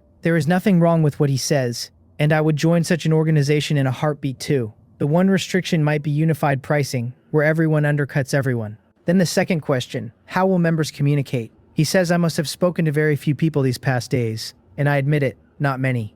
After the newbie protection period, the treehouse has unlocked something like a group chat, though everyone can join only one, and he is already in a group with the 3 silver chest holders, so we can form a new one. Can I ask how you helped them find their chests, I say, since my own came in a strange way and I am not sure others got theirs the same. Of course, he says. Yours was in the stream too, right? Yes. I simply told them mine was in the stream. He says had them explore along it while watching for the monsters inside. And you must have noticed that the chest's location the current slows, and the sound of the water changes. The current slowed. The sound changed. I frown. The stream was as fast as ever to me, and I never noticed the sound, so could my crocodile have been different from the others? Are all the silver chests in the stream? I ask. He does not know, since several others in that group never found chests. Only those 3. And what monster did you face? I press. Mine was a crocodile, hiding the fact that mine never attacked me. His was a giant turtle the size of a round table on the stream bed, which struck the instant he got close, and only his fast reactions let him block, though it bit his blue-grade weapon clean in half. And if it had not crumbled to fragments under the treehouse's protection, he might have died there. As I thought, my crocodile was different. A dining table turtle is large, but at most a snack for that thing. What exactly was my crocodile? Its red dot never showed on my map, while in the underground world every monster did. So could this giant crocodile not be one of the underground creatures at all? How about it, he asks, when I have been quiet too long. Are you interested in building this organization with me? Happy to cooperate, I say. He laughs and claps his hands, says he will set up the group chat and pull me in when the time is right, then asks for a video call since he does not know what I look like yet and some things are better face to face. Of course, I say, curious about him too. We connect, and I finally see him, a refined young man with delicate features and a meticulous hairstyle, wearing the same 2-piece novice set as me, except his clothes look far cleaner and neater, clearly cared for. You are actually quite handsome, he says, a little surprised as if my looks do not match the picture in his head. To be honest, I tell him with a smile, I expected the burly type. He laughs, says we are partners now, and his expression turns serious as he asks what I make of the monsters in the underground world. We will face them eventually. I say, that is very likely the reason we were brought here, and even now on the surface, outside the treehouse's range, we get attacked by these underground creatures. They are everywhere, and compared to wild beasts, they are our true enemies. He agrees, but asks whether I have considered that the monsters attacking us on the surface and the ones underground might not be the same group. What do you mean, I say. He says I must have noticed too, that although the species look similar, the size gap is enormous, the underground ones far larger, and that watching from the cliff edge he found they do not seem able to fly 1,000 meters up to the surface. You mean the things attacking us are not the ones from underground? He ponders, then says those monsters do live underground too, just not in the underground world we saw, but in the soil right beneath our feet, and we should treat the two as separate. So there are 3 categories I work it through: surface beasts, mid-sized monsters in the soil, and the great monsters in the underground world. Even mid-sized, they dwarf wild beasts, those man-eating flowers easily 10 meters tall. Yes, he says, and in my view, these soil monsters, miniature versions of the underground worlds, may have been artificially created and placed there, to get us familiar with the underground monsters ahead of time, I say. Exactly. We each see a flicker of panic in the other. We are very likely a pack of lab rats. I think of that skeleton, the proof that others arrived in this world long before us.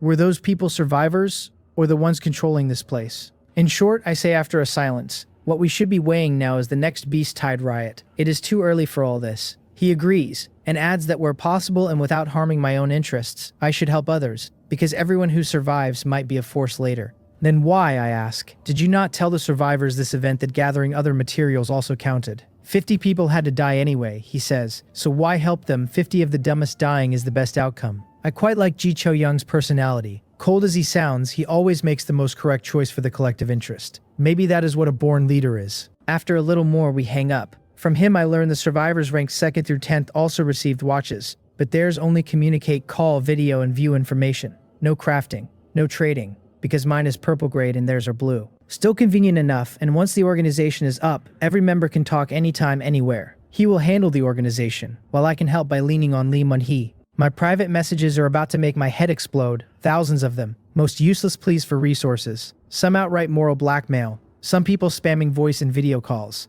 I said it so only Lee Mun-hee and Ji Cho-yang can call me. I dig her out of the pile and she still has not answered my iron ore trade. Keke is curled up dozing on the bed. I settle by the grill, toss wood into the fireplace, and enjoy a hearty dinner of bear meat and lotus root. Then I grab the fertilizer and 2 bags of seeds and head down to the plot I cleared earlier. There are a lot of seeds in the bag, no idea how many, the way nobody knows how many seeds fill a bag of sunflower seeds. Enough, anyway. Let me test the fertilizer first, and I bury a birch seed. A small sprout pushes up in a few seconds, normal speed, 10 days to a full tree. I read the fertilizer. Natural organic fertilizer, green grade, capable of turning barren white soil into ordinary green soil, and when sprinkled on green soil it accelerates plant growth. 50 portions remaining. I sprinkle one carefully over the sprout. Fertilization successful, it reports. Birch growth time shortened to 10 hours. I would have called it a win at half, never mind 10 days collapsing into 10. It is not even 7 at night, which means new materials by tomorrow morning. This fertilizer is good stuff, I think. I wonder if anyone is selling it, and I swipe the watch to search the trading platform. No luck. Nobody has listed fertilizer yet, but plenty of people are offering green materials for the wolf meat I posted earlier. So I pick out some stone and a few scattered green iron blocks, and close the trades. The treehouse's automatic weapons need fine wood, and the defensive structures need round wood, so half and half for now, and I plant 30 birch and 30 pine in the open space, then fertilize. Counting the first, I use 20 portions on 10 birch and 10 pine. Going by poplar trees, each should yield 5 fine wood or round wood, 10 of each making 50 portions of fresh material to harvest tomorrow morning. Plenty for me, so I will conserve the rest of the fertilizer. I fence the saplings off with a simple wooden rail and look over my work. Satisfied. My watch buzzes. A video call from Lee Mun-hee, gushing that I am a real big shot, #1 in the entire district, even stronger than that Ji Cho-young, her ear-length short hair still dusted with grime, her face flushed. Just as I expected, she called the second she saw the rankings. You are 4th yourself. I tell her, I did not expect you to be so strong either. Oh, she says, rubbing her head. That is just luck, not like a real big shot who can find a gold chest. She kept hunting for a gold one after her silver, until the event ended, found nothing, rushed home, and came back to see herself 4th and me 1st. Congratulations, I say. And by the way, do you still have a lot of iron blocks? Tons, she says, hands on her hips, chin up. Not much wood or plants on her side, but plenty of minerals. And thanks to the event, she found 2 more mine entrances with no wild beasts inside. Amazing, I tell her, genuinely envious. Because with iron crafting now open and ore so scarce, the strategic value of mine entrances is enormous. She offers me as much as I want. Remembering Ji Cho-young's organization, I fill her in. Join an organization full of big shots, of course, she says. If the #1 joined, why would I not? Then she asks, since I said Ji Cho-young and I can craft iron weapons and armor, and offers the materials for 2 sets without trading for anything else, if I will make her a set too. You, I say, are you sure you can move in iron armor? Just kidding. I am very strong, she says, throwing a flexing pose. No bulging muscles in sight, but her training giving her a strong-bodied grace. Adding her body has already been strengthened once by the contract. Fine, I tell her, but do not blame me if you cannot wear it. If I cannot, she says, I will just sell it to someone else in your organization. I have plenty of ore. And just like that, the headache of sourcing iron ore is solved by Lee Mun-hee. After we hang up, I have barely returned when she initiates a trade, and to my surprise it is not ore but already smelted green iron blocks, with 8 blue iron blocks thrown in. 8 blue resources, a bit too lavish. No wonder only one of the 7 silver-only holders ranked above her. She sends a message along with it, that she is giving me the blocks directly since her room is too small to store ore, and her furnace has not stopped. 4 iron armor pieces for me and 4 for her. 8 total. And the 4 blue blocks are to repay me for those 2 oranges. Because I helped her a lot. You even had to send a message to say that. Are you embarrassed? I tease her, then look down at the 8 blue iron blocks in my hand, almost reluctant to use anything this high grade. I message her that there are so many I cannot help wanting to swindle all her resources away, and she fires back that surely the big shot at the top of the leaderboard would not steal such a piddling amount. Such a piddling amount. Fine then. I really cannot compete with a wealthy woman. I go straight to the weapon and armor bench and use her iron blocks to craft 2 sets of blue-grade iron armor, and the descriptions have changed. Iron scale armor, blue-grade, capable of turning aside attacks from large beasts. The thinner plating of high-grade material giving stronger defense. Iron greaves, blue, lightest cloth armor despite being iron. Iron helmet, blue, a flawless design that does not block vision or head movement. Iron boots, blue, that make me feel like I can run faster just putting them on. The blue set has shed iron armor's single greatest flaw, the bulk. And in the description of every piece runs one identical line of small text, that the 4-piece blue iron armor set increases strength. A set bonus, and it is strength, the exact stat I need most. Not only lighter, but it boosts the wearer's power too, truly worthy of blue grade. I trade one set to Lee Mun-hee and pull the other on myself, and there is no bulk at all, the whole set far lighter than I imagined. All 4 pieces leaving me more nimble than I felt in the novice 2-piece. So this is what a blue set does, I think. Very satisfied. I feel I could face a single beast head on now, maybe even take on a chest-guarding monster. The one problem is the crisp clanking it makes as I walk, which kills any chance of stealth, though it hardly matters I put it on precisely to fight beasts face to face. I think of the dense cluster of red dots to the northwest, now inside my range after the expansion. Tomorrow is an adjustment day, I decide, and since I have the armor, I will head over and take a look, hunt a few beasts, and see if I can get the animal tendon I need to craft the treehouse's heavy crossbow and my own crossbow. Without ranged attack capability, the next beast tide will be far harder. I take the set off, wash up, and lie down. 2 days and 1 night without closing my eyes, and though Keiki's ability keeps my spirits up, my body has hit its absolute limit. I stroke the little head of Keiki curled at my side and drift off, mumbling that I will give her a bath tomorrow, that I am too tired today, that I am just going to slack off. A buzz on my wrist wakes me. I sit up, rub my eyes, raise my arm, and the phantom screen appears. It is only past 7, and an invitation to join something called the Explorers. What is this, I think, about to cancel it, when my head clears. Is this Ji Cho-yong's organization? Sure enough, a closer look shows him as the one inviting me, so I tap accept at once. The moment I join, the messages start flying. Wang Ro welcomes the big shot Seo Shin to the Explorers. Jo So-chan welcomes the big shot too. Won Guisin asks who is stronger, me or Boss G. There are already 7 people in the chat, only 2 short of the 9 Ji Cho-yang mentioned. Besides him and me, the list holds Won Guisin in 3rd on the leaderboard, Wang Ro in 5th, Jo So-chan in 7th, and the 6th and 9th whose names are so alike, Jin Un-ryong and Jin Un-ho, that they sound like a pair of brothers. Ji Cho-young once said the 3rd, 5th, and 7th were his acquaintances, the same 3 who spoke up the instant I entered. Hello everyone, I say by voice input. Ji Cho-young explains that he had meant to gather everyone first and pull me in last as the grand finale, but Lee Mun-hee in 4th said she would only join if I joined, and he still cannot reach Ji Solby in 8th. I know Lee Mun-hee, I tell him. I will pull her in, and I send the invitation. So you really do know her, he says. No wonder she did not even finish hearing me out before hanging up and telling me to have Seo Shin invite her. I had told her about the organization earlier, I reply. Lee Mun-hee joins, greets everyone brightly, and Won Guisin sighs in relief that there is finally a girl, that he was sick of an all-male chat which sets off a round of banter about who is handsome. Won Guisin insisting only Boss G qualifies, Wang Ro defending his healthy body and honest eyes, Lee Mun-hee laughing that they are all hilarious. Then Jin Un-ryong, silent until now, asks whether Ji Cho-young and I can really supply iron armor and iron weapons. I say nothing. I do not know what Ji Cho-young promised them, but I certainly cannot just hand things over. The buyer has to offer a price that satisfies me, so to avoid any clash I wait for him to speak. He answers directly that they can trade with us, or if they have the raw materials we can craft for them, but they must pay corresponding compensation, that we open trading only within the organization, never free provision. Only then do I add that this is my intention as well. Understood, Jin Un-ryong replies, and says no more. Ji Cho-young says there is still one person nobody has reached, that what we discussed is on hold, and asks everyone to try contacting Ji Solby in 8th, and if she has not joined by tonight we will decide the next steps. The chat agrees. I think a moment, then ask whether anyone has obtained animal tendon. Jo So-chan guesses I mean the material for bows and heavy crossbows, says he found a beast carcass once but it dropped no tendon. Wang Ro says he never even saw a carcass, that he spent that whole night hiding in his treehouse. Won Guisin killed a few wolves. No tendon. Ji Cho-young says he got none either, and that since then he has asked around and nobody has managed to harvest animal tendon from a carcass. So perhaps the carcasses that day simply did not drop it.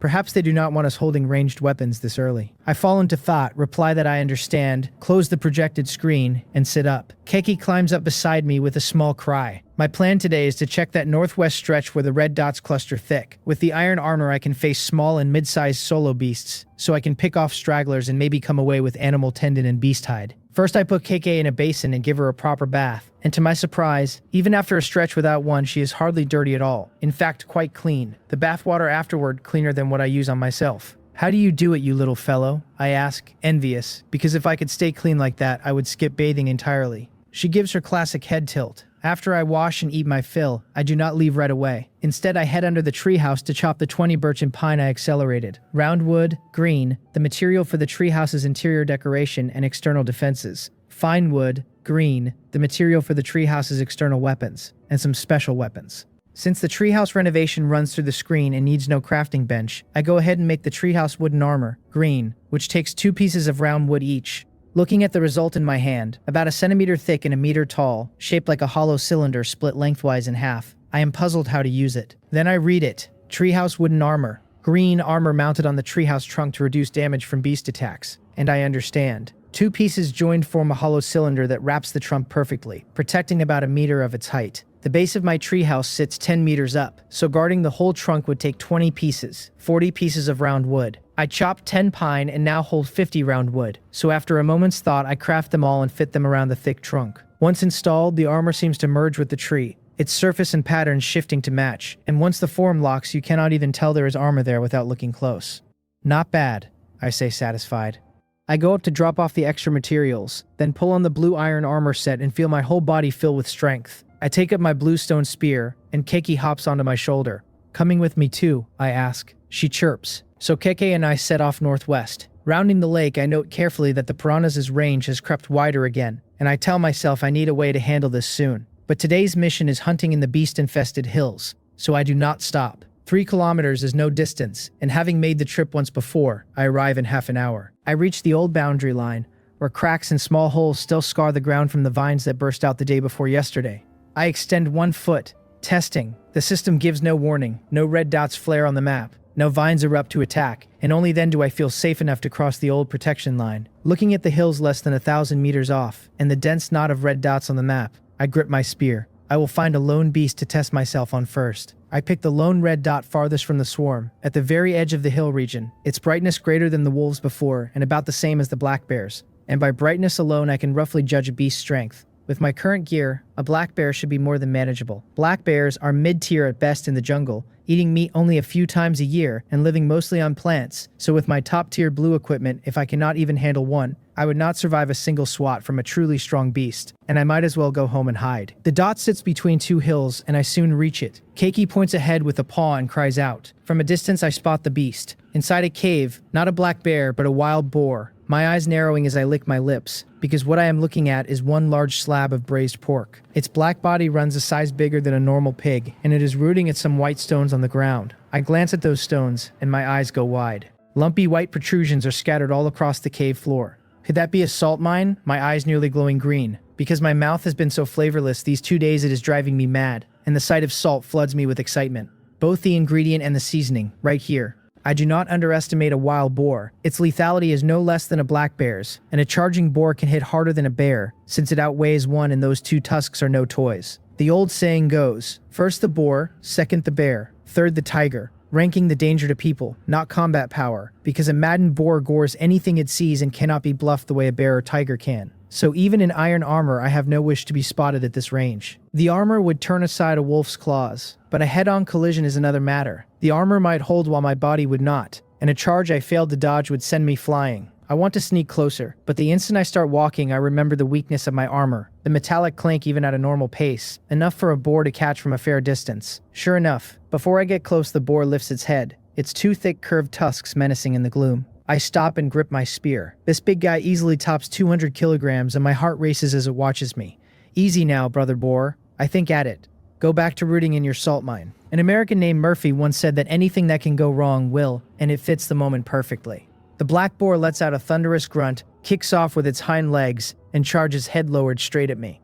This crazy boar, I curse. Even armored, I do not dare take the charge head on, but there are plenty of trees around, so I dart behind a thick poplar. The boar brushes past, its tusks gouging a deep screeching mark into the bark, and the sight makes my eyes widen. This thing is too strong. I keep forgetting the beasts here are far stronger than the ones back home. Overshooting, the boar runs a good distance before steadying, then turns and charges again without hesitation.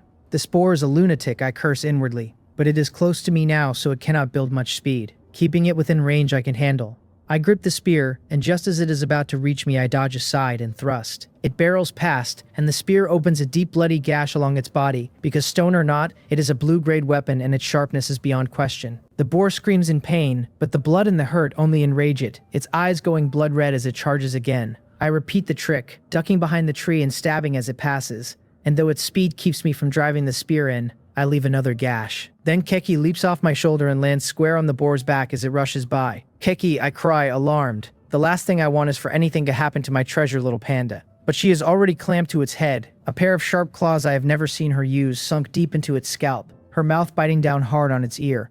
The boar shrieks like a slaughtered pig, thrashing its head and barreling toward a nearby tree. I am already sprinting in, spear ready, and I shout for her to get down. An instant before the boar hits the tree, Keke springs nimbly off its back and bounds to my side. The boar slams into the thick poplar, the tree shuddering and shedding leaves, the beast stumbling in place dazed from the impact. "Good chance," I shout, and I rush forward and drive the spear deep into its body. It lets out a shrill scream, its body bucking and thrashing wildly, and caught off guard I take a tusk against my armor, a sharp grinding screech of bone on iron. I wrench the spear free, pig blood spraying everywhere and drenching my armor, then aim for the head and thrust with all my strength, the sharp point sliding into its eye and sinking straight into the skull without resistance. The screaming stops at once. It stands stunned for 2 seconds, then its 200-kilogram body crashes down, twitching on the ground. I am still not at ease and stab the head a few more times, and only once I am certain it is dead do I sit down, a weight lifting off me. I pat Keiki beside me and tell her she is quite something. She tilts her little head up in a very human way. I give her an orange and she takes it in her paws and eats happily. If I had a crossbow, I sigh,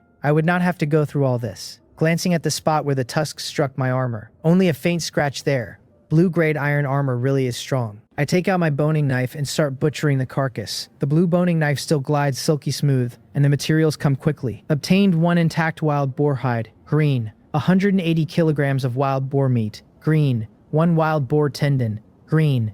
And 1 wild boar bone, green. Wild boar tendon, an animal tendon. I read it. Wild boar tendon, green, a type of animal tendon. Raw material for crafting certain weapons, and edible too if cooked right. And my eyebrows shoot up. There is only one, I think, so I will arm myself with this and craft the crossbow once I am home. The thought of long-range damage finally coming true, bringing a smile. Should I go back and make it before continuing? The idea surfaces and is dismissed at once. Since the round trip eats nearly 2 hours, too much waste, the stone spear is enough. I turn toward the cave and the salt mine I have been craving, but Keiki breaks into urgent cries. What is wrong? I ask, looking back, and I am instantly shocked. As far as I can see into the hills, a whole pack of black-furred wild boars is charging this way. Without a word, I shove the spear into my pack, grab the thickest poplar, and start climbing, calling for Keke to get up the tree. Climbing is nothing to her, and by the time I am halfway up, she is already on a branch, tilting her head as if to ask why I am so slow.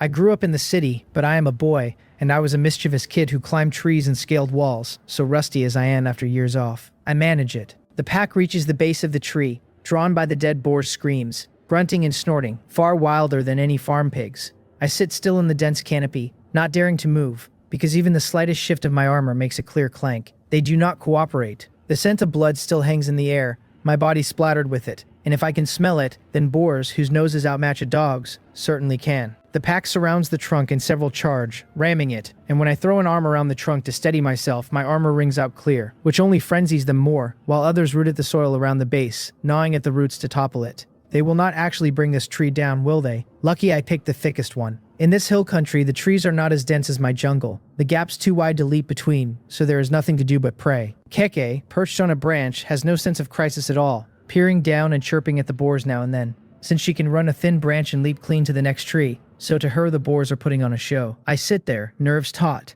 I cannot touch them unless I jump down and fight head on, and fighting a herd averaging 200 kilograms a head is asking to die. Clinging to the trunk, I can hear the ramming and the gnawing at the roots, but the trunk is nearly half a meter thick. It should hold. Luckily, boars have little patience. After about half an hour, some wander off. Then more and more join the departing group, until only one stubborn boar stays, still rooting at the base of my tree. I glance at the roots. The soil has been dug clean away and the roots lie exposed, and if the herd had kept going, they might truly have toppled it. I look down at the lone boar and pull a spear from my pack. Brother Pig, I think you did not leave on your own, so stay and keep me company. I check around, the other boar's out of sight. Just like the first time I hunted a black bear, I grip the spear, aim it at the back of the rooting boar's head, take a deep breath, and leap down from the tree. The sharp stone spear punches straight into the back of its skull, and the boar collapses without even a cry, body trembling. Keki springs down onto it and rakes at it with her little claws. I pull the spear free, cautiously stab the hindbrain a few more times until it is utterly still, then take out the boning knife. Obtained 1 complete wild boar hide, green. 160 kilograms of wild boar meat, green. 1 wild boar tendon, green. 1 wild boar bone, green. Another animal tendon. The crossbow needs 1 and the treehouse heavy crossbow needs 2. So as long as I kill 1 more boar, I can make both the crossbow and the automatic heavy crossbow. It is just this pork, there is far too much of it. 2 boars combined run 340 kilograms. And even in my pack that is nearly 70, weight enough to drag on my movement despite my strengthened body. Pork is not a vital resource, but there is no way I am giving up meat I have already earned. Then I remember the watch has a trading function. I try listing the meat on the trading platform, swap only for green grade or higher, but the platform does not store materials before a trade confirms, so the pork stays on the ground. I message the explorers group asking whether anyone wants wild boar meat, and the group reacts at once. Did the big shot go hunting? Joe Soshan says. Yes, just killed 1, anyone want it?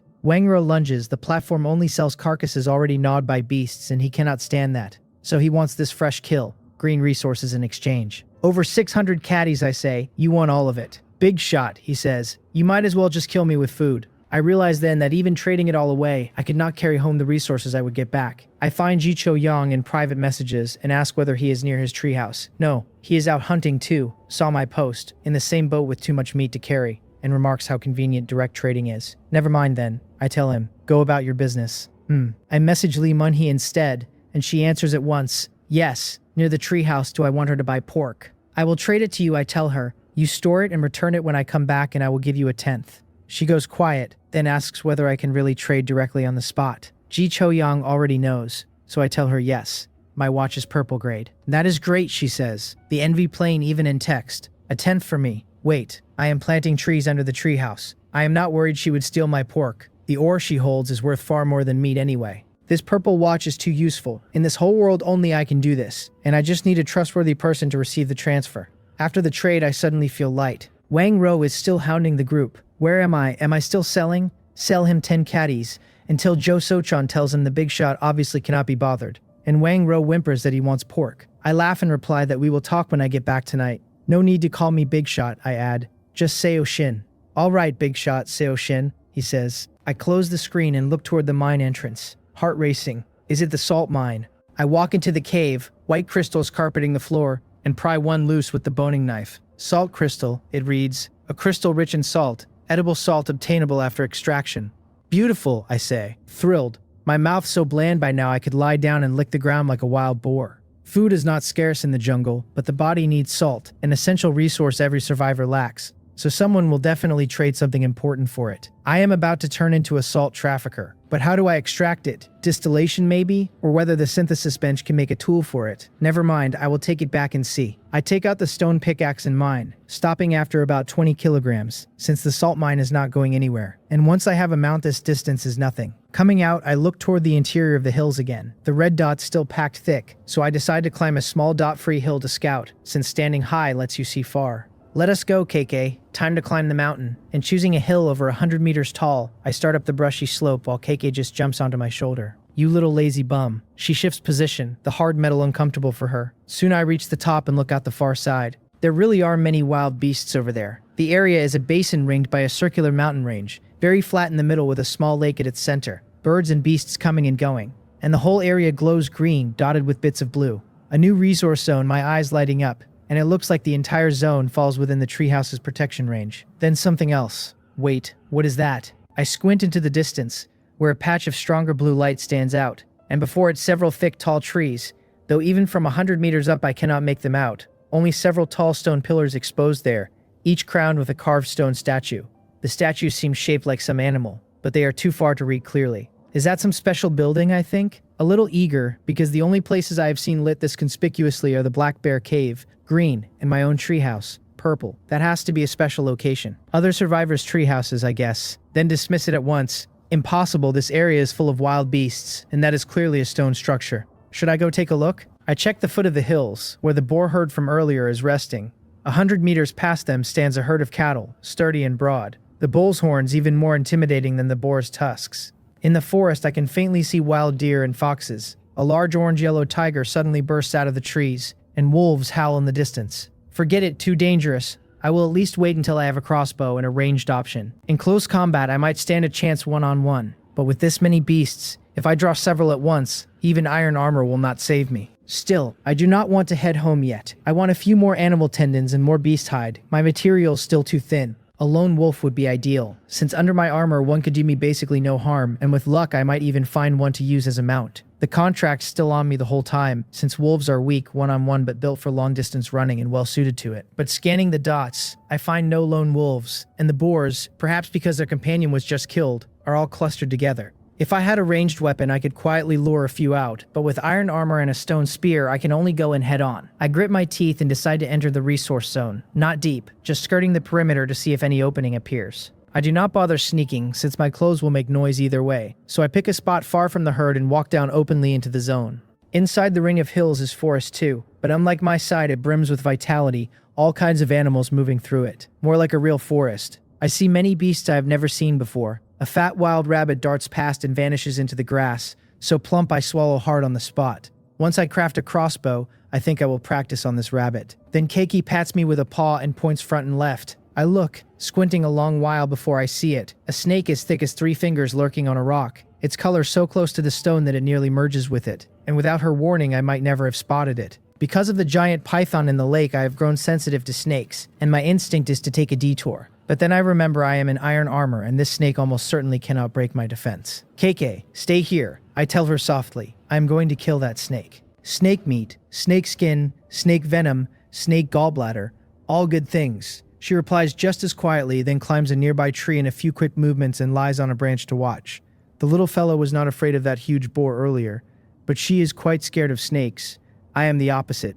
Boars might still hurt me, but snakes basically cannot. I act as if I have not seen it, strolling past the rock where it lurks. My armor clanks, and at the edge of my vision, the rock-colored snake shifts, then lunges. Here it comes. I do not raise a hand to block, since my hands have no protection, but every other part of me is sheathed in iron. The snake wraps straight around my leg and bites down on my greaves with a crisp sound. Then a snap, and the snake hisses, drops to the ground and starts writhing. Its fangs have been broken off by the armor. I lift my iron-booted foot and stomp hard on the 7 inches of the 3-finger-thick snake. The heart area, which I have heard sits just below a snake's head. I pin that spot with one foot and stomp its head with the other, and the body thrashes beneath me, coiling around my leg until after a few seconds it goes still. Out of habit, I stomp the head and heart a couple more times, then take out the spear and stab it a few times to finish it. Wearing iron armor to deal with these small beasts is as easy as killing a chicken. Once I am sure it is dead, I pull out the boning knife. Coiled it looked short, but uncoiled it runs nearly 2.5 meters. And combined with that 3-finger thickness, it is honestly a bit frightening.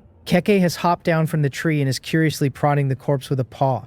Do not mess with it, I tease. It might not be dead and could jump up and bite you. She is so spooked she springs straight to my shoulder, which makes me laugh. A few slashes and the snake is butchered. Obtained 1 exquisite snake skin blue, 1 venom sac green, 15 kilograms of snake meat, 1 snake tendon green. It dropped. After the bear paw, a blue-grade resource again. Blue-grade beast hide. Beast hide has 2 main uses right now. Crafting a backpack and crafting leather armor. And I glanced at the table before. Leather armor needs beast hide and beast bone. Having already crafted blue iron armor, I thought I did not need leather. But after today, iron armor is only good for head-on fights. If I want to hunt the wary fast herbivores later, the deer and sheep and rabbits, or slip in without spooking the prey, the iron armor will only get in the way. If I can, I want a set of blue leather armor too. Of course, the blue beast hide in hand should go first toward a blue backpack. I look at the other materials. Venom sac, green, holding all of a venomous snake's venom, usable to craft poison arrows or to coat weapons. Snake gallbladder, green, a venomous snake's gallbladder usable in medicine, for brewing wine or eaten, a precious material, to be processed soon, or it loses its potency. The venom sac can make poison arrows, and poison arrows are a powerful weapon.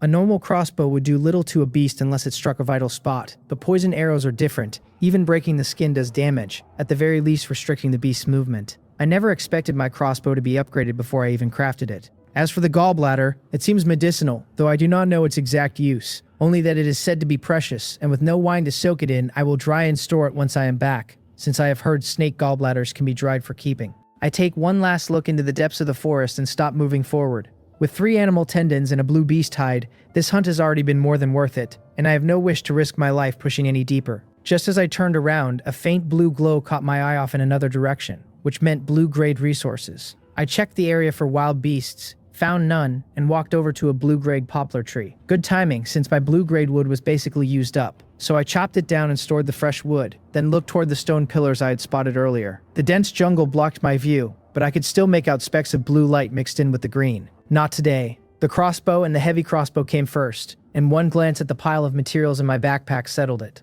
This resource area was ringed by hills with a single ground-level exit between two of them, and the map showed that exit buried under red dots. That was the wild boar pack, and I had no intention of walking into it, so I climbed over the mountain instead. No wild beasts lived up on the hills, outside the resource area, so only sparse green specks dotted the hilltop, and I gathered the few I could reach. Back at the top, I looked toward the stone pillars again and frowned, because the statue's shape seemed different than before. Curiosity tugged at me, but I pushed it down and left. The Black Bear Cave glowed green and still housed a black bear, and this place glowed blue, so it had to be far more dangerous. I would come back once I had upgraded my gear. If only I could contract a mount. The walk home stretched out long in front of me while Keke lay comfortably on my shoulder, and I asked if I could ride the little fellow once it grew up. Keke gave a confused chirp, plainly worried that this was as big as it got. After almost an hour on foot, I finally made it back to the treehouse, and by then it was afternoon and I was getting hungry. At the synthesis bench, I checked for a salt extraction tool, and as expected, an iron tool was in the list. The salt distillation extractor wanted salt crystals and water poured in with fuel underneath, and it gave pure table salt in return for 2 green iron blocks and 5 green wood. I crafted it on the spot. It was an iron tool, unlocked only after I had claimed the gold treasure chest, so only Ji Cho-young and I could make it, and even if someone else found a salt mine, they could not refine the salt without it. I loaded salt crystals and water in, fed it white wood, and let it run while I crafted the blue-grade backpack. The excellent backpack gave 20 slots, the quantity per slot depending on the supply type, and cut all weight to 1/10, 10 more slots than my green backpack and far lighter. Next came bolts. The green crossbow bolt was a standard recyclable bolt, iron head on a wooden shaft with feathers, 20 of them costing 2 green iron blocks, 2 white wood, and 2 green feathers. Feathers were the bottleneck since I only had the 4 owl feathers from after the beast riot, so I could make 40 bolts. Enough for now given they recycled.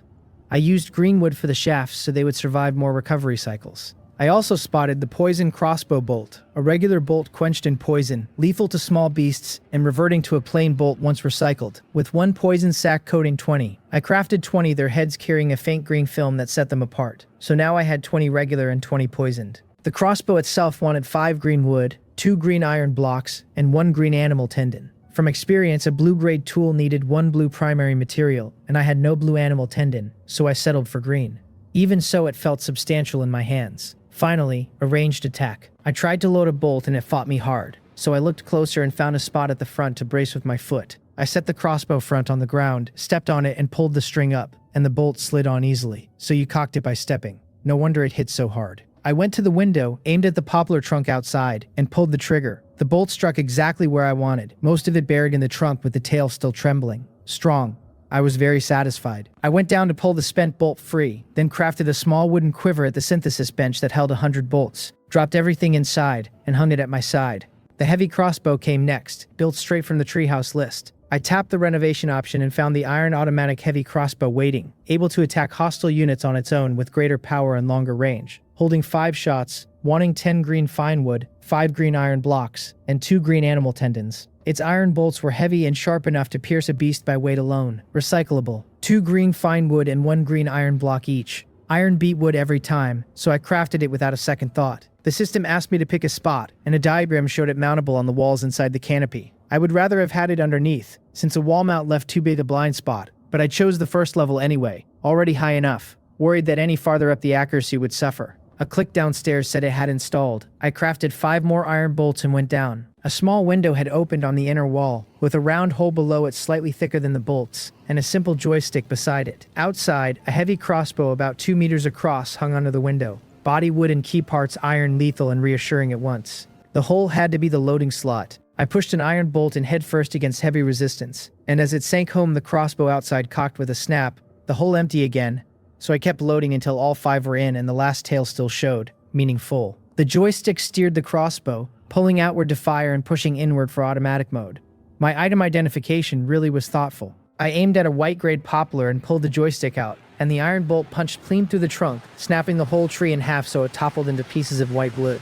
Almost no wild beast could take a hit like that and stand. The one flaw was that, bolted in place, It covered only this direction, leaving the other sides and the base wide open, fixable only by crafting more later. I retrieved the bolt, reloaded, and left automatic mode off, since a few small beasts tripping it would just waste bolts. Back on the third floor, the refined salt was ready. I dipped a finger and tasted it, and it was no different from packaged table salt. Time to eat. The moment Keiki heard the word, it perked up from its doze and ran over, so I stuffed an apple into its paws and it hugged the thing and started gnawing. I could not wait either. I cut a small piece off the leftover black bear meat and listed the rest on the trading platform in 5-kilogram portions, since it had been over 2 days and would spoil soon. Then I hung the snake gallbladder in a window, took out the snake meat, cut off a few pounds, and grilled it alongside the black bear meat, lotus root, and mushrooms, dusting everything with refined salt. The sizzle of oil and the rich smell pulled Keiki off its apple with a curious chirp, even though it never cared for meat before, and when I offered some, it took genuine interest for the first time. I shared a portion and took my own first bite. The salt brought the whole grilled flavor roaring to life, and I felt lifted out of my own skin, because this was real grilled meat. I was never living a saltless life again. Keiki tore into its share beside me, chirping between bites, clearly converted.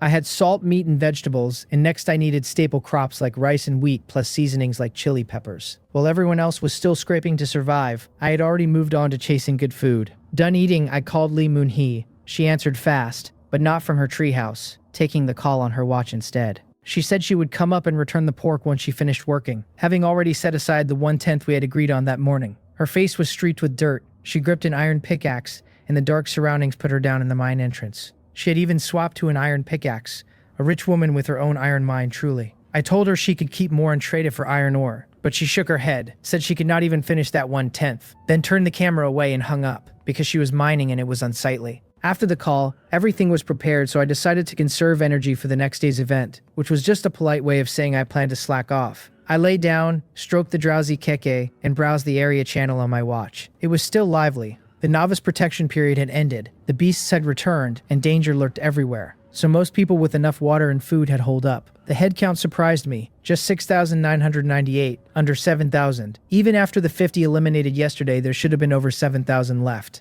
The chatter ran the usual range. Someone marveled that there were no wild beasts around today, and got told off for noticing late, since Ji Cho-young had already announced it that morning and urged everyone to go scavenge. Another lamented spending the whole day on edge for nothing. Someone hyped that the suspended pot to save the world group had listed hemostasis grass on the trading platform, which drew a sneer that it was just a fancy-named group chat. A few worried aloud about whether tomorrow's event would have a bottom elimination, and one person told a grim story about a friend who had won a bronze chest and ranked in the top 1,000 yesterday, only to take a fatal wound fighting a monster, with his name already grayed out today. The channel filled with horror at that, and warnings to stay within your limits, because even a top 1,000 rank could not save you from a serious injury.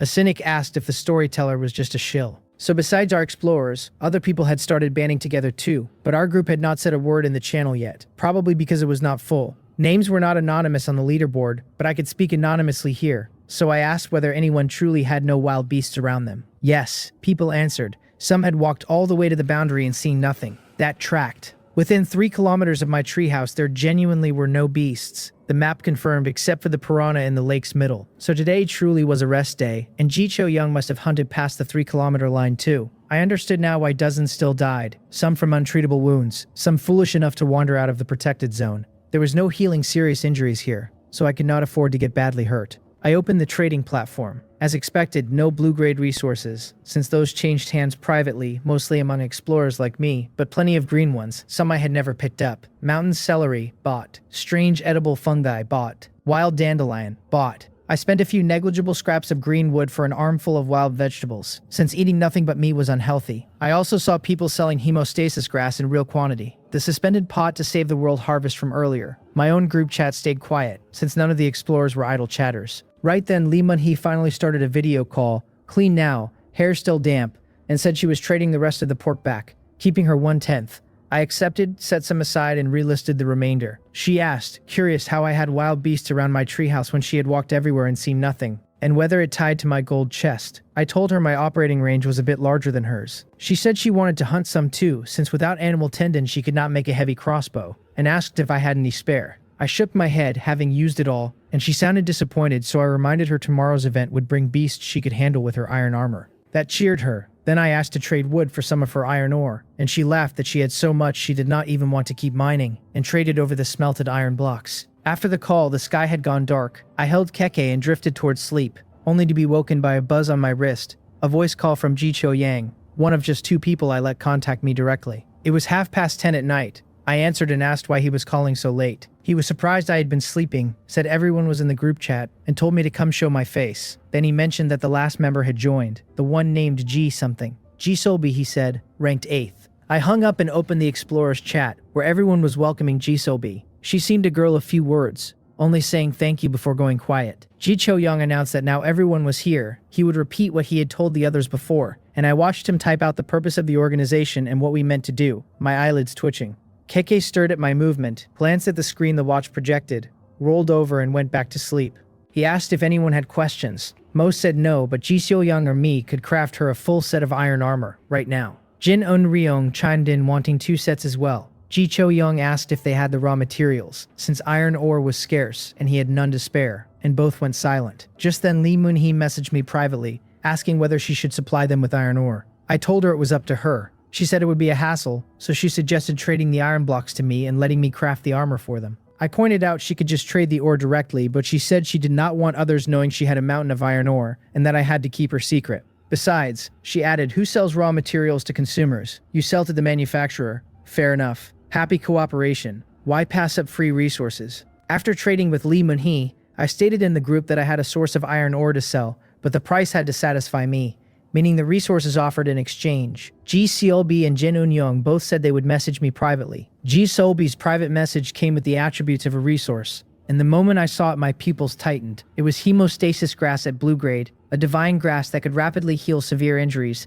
though it could not regenerate limbs or organs. She actually had blue-grade hemostasis grass. Blue hemostasis grass saved lives at the worst moments, so I named my price at 1 plant for a green iron armor set. Honestly, the deal cost me nothing, since I had only spent green wood and blue fruit on the iron blocks. But holding the crafting tech, I knew exactly how precious iron armor was. She countered that 3 plants were too many against mere green armor and offered 2 at most. Deal, I said, and reminded her the armor was heavy and she might not be able to wear it. She told me not to worry about that. I crafted the green iron armor and traded it to Ji Sobi, who accepted at once. With 2 blue hemostasis grass in hand, I could not help smiling at the little blue glowing plant, no longer afraid of injury, since as long as I kept my limbs, nothing would be a real problem. Jin Un-ryong offered blue-grade large red berry. I had some myself, and a single plant yielded over 30, ripening maybe every 10 days given the apple tree's fruiting cycle, so it was not that valuable, but as Keike's nightly ration and something I burned through fast, the more the better. I asked 50 for 2 iron sets. He balked, calling it blue grade, so I told him not to play me, since the red berry shrub was the valuable part while the berry was just the product. Over 30 per harvest, making 50 the floor. His tone softened, and after a long back and forth, I settled for 40 large red berries against 2 green iron sets. Time to sleep. Conserve energy. I lay down and drifted off. Because I had slept so much the night before, I woke early. Keike stretched its fluffy body beside me, and after breakfast I started packing for the day. Everything went into the blue exquisite backpack, the quiver slung at my back, the crossbow in hand, the iron armor on, fully equipped. The system announced that today's activity was about to begin, and told us to listen carefully. The wild beasts were truly returning to the jungle, it said, and from today the jungle would be full of them. But we now had the ability to hunt and protect ourselves, so we should hunt to our heart's content. This was the jungle hunting activity, and over the next 2 days we would earn points by hunting beasts, with points varying by the type of beast, redeemable for limited supplies once the activity ended. It warned us not to explore outside the treehouse protection radius, or terrible things would happen. The activity would run from 8 in the morning today until 6 in the evening tomorrow. The bottom 50 survivors in each region by points would permanently leave this beautiful world. It closed by saying it looked forward to seeing us step over the corpses of wild beasts and become the kings of the jungle. Jungle hunting activity, starting now. So the beasts had returned. I opened the map and red dots filled the 3-kilometer radius around my treehouse. Not the flood of the first day beast riot, but still a startling number, pouring in from the beast gathering area to the northwest, until both places balanced. Out the window I could already see small animals not far off and a few monkeys swinging in a nearby poplar. Lucky I had not turned on the heavy crossbow's automatic attack, since shooting monkeys would have been ridiculous, and it probably could not even hit something that agile. I would not go down yet. I would wait in the treehouse, let beasts gather, kill a few from cover, and head out once the nearby ones thinned. Keki had already hopped to the windowsill and lay there watching, unsurprised, which made sense, since this was probably the jungle's true face before our group of survivors arrived. I warned it not to fall, and it chirped back and stayed put, plainly thinking an animal who used to sleep on branches could hardly tumble off a sill. Then a huge vulture swept past the canopy with a strange screech, wings nearly 5 meters across, startling Keke into a leap. and I scooped it off the window before it could fall. That vulture really was enormous, rivaling the biggest on Earth. The beasts here ran absurdly large, and I figured shooting one down would net a pile of feathers, though at that speed the bolt would be lost the instant I fired unless I caught it feeding. I wondered whether automatic fire could even tag a moving target. Stroking Keki's head, I looked toward the lake's center, where the thing I feared most lived, the lake heart giant python. During the last beast ride it had surfaced, and its rock-like head and abyss-dark eyes had stuck with me. Mercifully, it had not appeared this time, its dot nowhere on the map. The lake center still just piranha circling. As long as it stayed away, the other beasts were not too dangerous, since even if I could not beat them, they could do nothing against my treehouse. I went down to the heavy crossbow on the first floor, already hearing wolf howls and the roars of beasts I could not name. I muttered that I hoped a few more wolves showed up so I could pick a mount. Outside grew lively, and a grass-chewing deer even wandered in under my tree, probably because my treehouse stood in the tallest tree around, monkeys playing right in my canopy.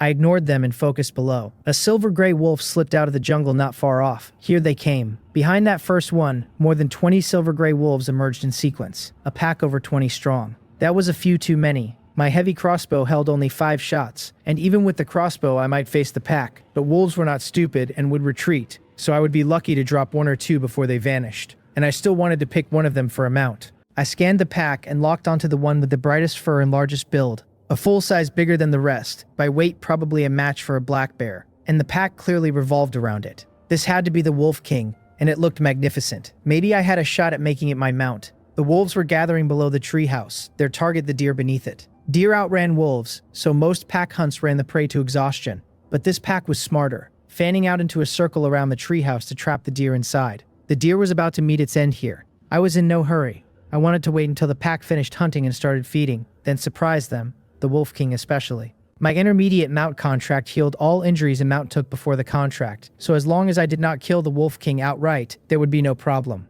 Below, the deer stopped grazing, lifted its head, and grew restless, sensing the danger too late because the silver-gray wolves had already shown themselves from behind the trees. The Wolf King howled, and the whole pack burst forward at the fleeing deer. Its wails rang across the resource area and startled a flock of birds out of the surrounding jungle. As I expected, the deer was bitten down on the spot, its blood staining the ground red beneath my treehouse. The pack kept a strict hierarchy, ringing the carcass without diving in, waiting for the Wolf King to eat first. The Wolf King stepped up and began to feast while the others held back and stayed watchful. Opportunity. My hand went straight for the heavy crossbow's joystick. I looked down at the Wolf King eating beneath the tree and hesitated. My goal was to keep it as my mount, so my first surprise shot would land on it. But I had seen what the heavy crossbow could do, stabbing a tree in half. If I killed it outright, my intermediate mount contract could heal injuries, but a clean kill or a lost limb might be past healing. The Wolf King's pace was slowing. I gritted my teeth and told myself I could not just watch it finish and walk off, so I would strike first, and if I killed it, I would find the next one.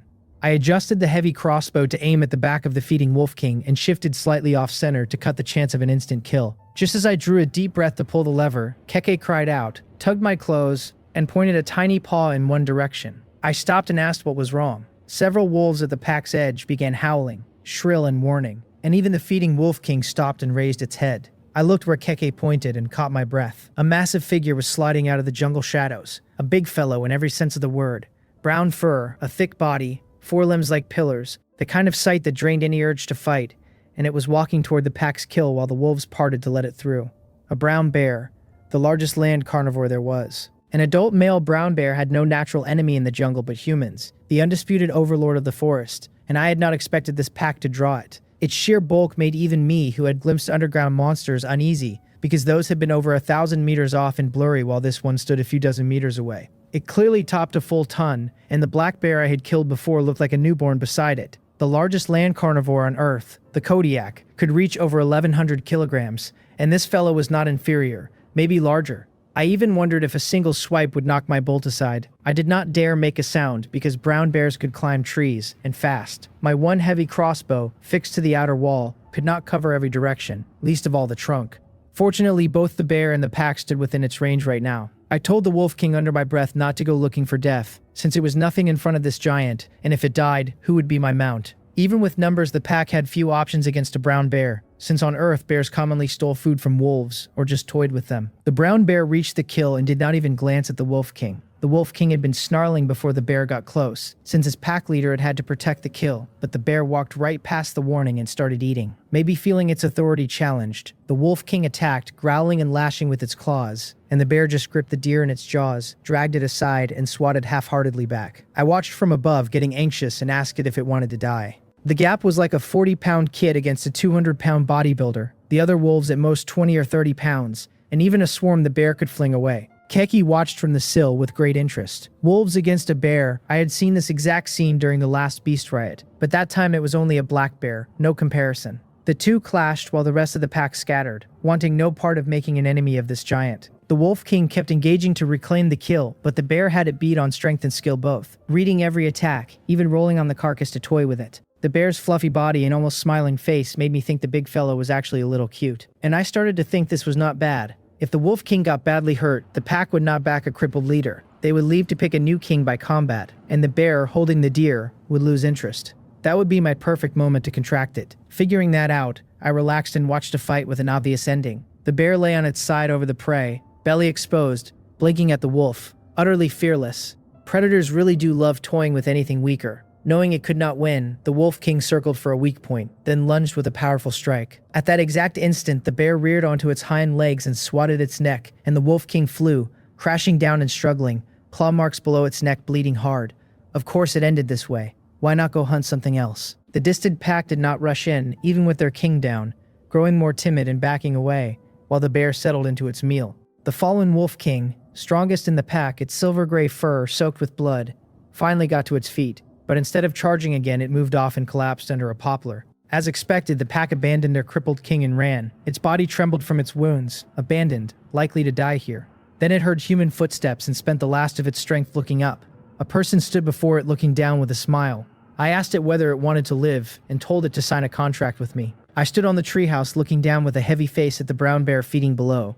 Could the heavy crossbow actually land a fatal blow on this thing? If not, and the big guy climbed up in a rage, I would not be able to hold against it. Looking at the Wolf King collapse by the tree, I decided to contract this perfect mount first, since I could not risk it dying while I dealt with the bear. The map showed the bear's intimidation had cleared the area, leaving only its large dot and the now very faint dot of the Wolf King. I told Keke to wait up here, dangerous as it was below with that bear, and it nodded and stayed by the window. I took off my iron armor, slipped quietly down the far side, and crept to the tree where the Wolf King had fallen. Up close, I could fully appreciate its charm. The strong body, the lustrous silver-gray fur, the stubborn eyes, the fangs it still bared the second it saw me. This was the perfect mount, and its helplessness against the bear was not something one wolf could handle. Uninjured, this wolf could surely face a black bear, a wild boar, even a small tiger. I took out a contract and asked gently whether it wanted to live, telling it to sign with me. Its bared fangs slowly drew back as it looked at me helplessly. And maybe from the contract card's effect, the wolf stopped snarling and let a whimper escape, its gaze softening as if pleading.